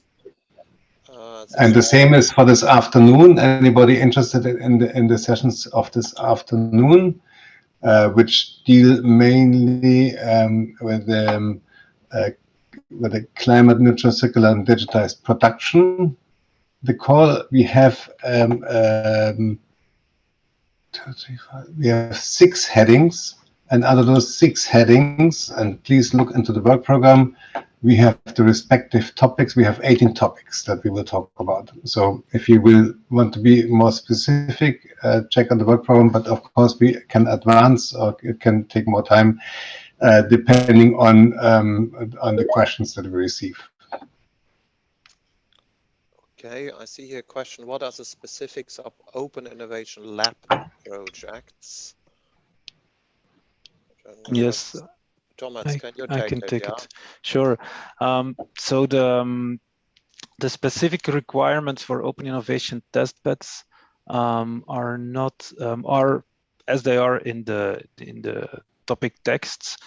But of course, under Horizon 2020, there was a much more detailed list of requirements for Open Innovation testbeds, and so applicants are invited to look at the possibilities or at the requirements as they were listed under Horizon 2020. Although, of course, the project itself will be, or the proposal will be evaluated on the Horizon Europe text. But so to have a better understanding of, or a better inspiration of what an Open Innovation testbed could be, please look at the Horizon 2020 requirements. Thank you, Thomas. Should there be a dedicated budget for collaboration with other OITBs? Thomas. So yeah, collaboration and clustering is indeed important.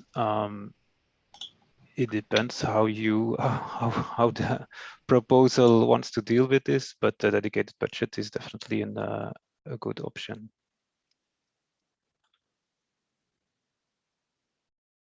So it's an option, not a requirement. Okay, are there other questions for this topic? I think your remark about The penultimate paragraph, if I may say, clean hydrogen technologies, fuel cells, and other alternative fuels is very important.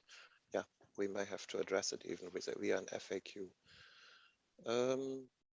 If there are no other questions, I suggest we move on to the next topic. And this will be presented by Javier Sanfelix, and it's the last topic of this session this morning. So it's optimized industrial systems and lines through digitalization. It's an innovation action. Javier, the floor is yours. Thanks, Jürgen. Okay, so here we have an innovation action on optimized industrial systems and lines through digitalization. What we are trying to do with this topic is to support the transition towards industrial digitalization. And for that, here we are looking at the integration of materials modeling and process modeling. So proposals are expected to contribute to the outcomes that you see on the screen and increase the speed of innovation by the use of existing research results. Here, it's an important aspect that we want that the proposals actually look at what is already available and they make a reuse of these data models that are results from previous past projects. But also, they have to facilitate the uptake of new project results.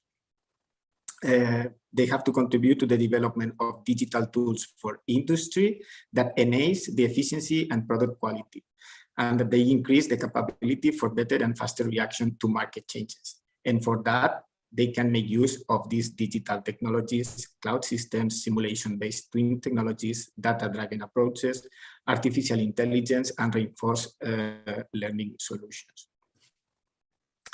As I said, they have to contribute to the development of advanced materials modeling solution, and in particular for the manufacturing industry. And here, again, is also very important the interoperability of data.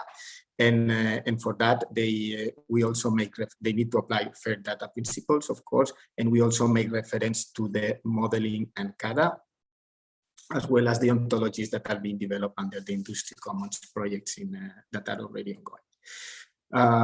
Under the scope of this call, as I said, they need to design and exploit with simulation and optimization and reduce physical testing of the development of new materials. And they have to come with case studies that provide sustainable solutions. The environmental performance needs to be addressed with life cycle assessment, and as the rest of the topics under this section, they need to come with a business case and exploitation strategy. At the end of the project, they should achieve TRL 6. And this is it from my side. We can happy to address any questions. Thank you, Javier. Are there any questions? Now we are looking into Slido whether questions are coming up.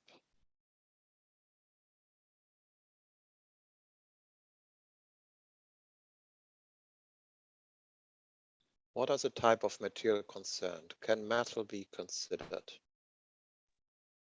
I would say yes. The topic doesn't have any specific target in type of material. The only thing that is asking under the scope is that it should be somehow contributing to sustainable solutions. Thank you. Are there any other questions related to this topic or to other topics? Now it's still the opportunity.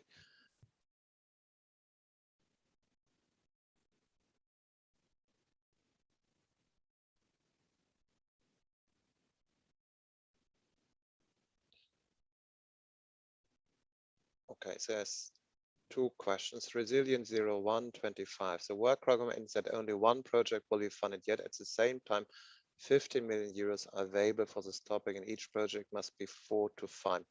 Will there be 3 to 4 projects or 1?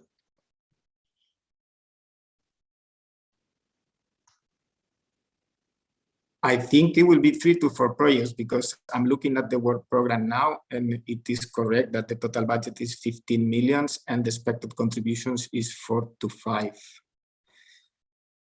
I don't recall on the reference to one only project, but it should be 3 to 4. Okay, good. Thank you for this. Then in the calls for proposals, especially resilience 0126 of destination 2, all 4 areas have to be covered, or can 1 or 2 be covered? Now we are at resilience 126. That topic and resilience 0126 will not be dealt with here. I think it will come tomorrow, if I'm not mistaken. It will be dealt with tomorrow morning in the session from 9 to 1 o'clock. And it will be the first topic where it will be discussed. This is the session improving the resilience and preparedness of EU business, especially SMEs and strategy. And according to my time schedule, this topic 0126 will come between 9 and 10 o'clock, just for those who ask. Do you consider open source project to be eligible for participation if they don't have business models? I'm not sure I understand. Open source project is a dedicated project, or is like they built an open source approach? There are 2 other questions. Javier, I agree that it's not so obvious. Are sectoral vertical proposal encouraged, or better to have a cross-sectoral approach? And the other one, is this topic focused on advanced manufacturing, also on classical manufacturing? For the first one, both are open. That's the one that the consortium think is more appropriate to maximize the impacts of the expected outcomes that the topic describes. So there's no clear preference from us. And then on the second one, I would say both. Advanced in manufacturing. The main purpose, again, here is to support the digitalization of the industry by combining materials modeling and process modeling. And then this can be applied to advanced manufacturing or classical manufacturing. Good. Are there other questions related to this topic or to topics which we have presented previously? That seems not to be the case. So then let me come to my concluding remarks. First, we've shown to you the timeline. So the deadline for proposals of all the topics presented today is the 30th of March, 30. The second one, we hope we have answered now most of your questions. You have also the national contact points in your countries where you can ask the questions. If you have not answered them today, we will also consider to prepare a frequently asked question. For reasons to avoid any discrimination, we make this frequently asked questions, this kind of answers, publicly available on the participants portal. And I noted a few things, the one about thermostat at 300 degrees. We had one on resilience 0112 on surface materials, tool manufacturing. And we had also one on open innovation test beds, and just on the last one. This we will do as quickly as possible. But please also go via the national contact points. The national contact points, if they don't have the answers themselves, they contacted us and they make these answers also available to others. That's the way forward. So I would like to thank you for the active participation. I'm just looking at our colleagues handling the Slido. There's no other question coming up? No, I don't see anything. Good. Then I would like to conclude this first technical session. Let me repeat that the next session will take place at 2 o'clock. It's scheduled from 2 o'clock to 6 o'clock, and it will focus on, I think, the destination 1. which is mainly on green, flexible and advanced manufacturing, advanced digital technologies, a new way to build, hubs for circularity, circularity of resources, integration of renewables and electrification and process industries. There we will resume the discussions. Those who had an interest in Destination 2, let me repeat, from 9 to 1 o'clock, there's tomorrow's session. It will start with leveraging standardization and digital technologies, the CSA. We have the topic on innovate to transform and on P2P action on strategic digital technologies through pre-commercial procurement. These things are foreseen between 9 and 10. And after 10 o'clock, or it might be earlier, they start on raw materials, where all the topics will be presented and can be discussed by you with the colleagues from DG Grow when in the lead for this, so that you get first-hand answers. Thank you very much for your attention. Thank you very much for your interest. I hope that this session was most helpful for you. And I said, if there are open questions, go via the national contact points. We'll also start working on a frequently asked questions, a kind of answers to the questions we found relevant to be answered via the website. Thank you very much for your attention. Those who would like to follow up this afternoon, we will restart again at 2 p.m. Brussels time. Thank you very much.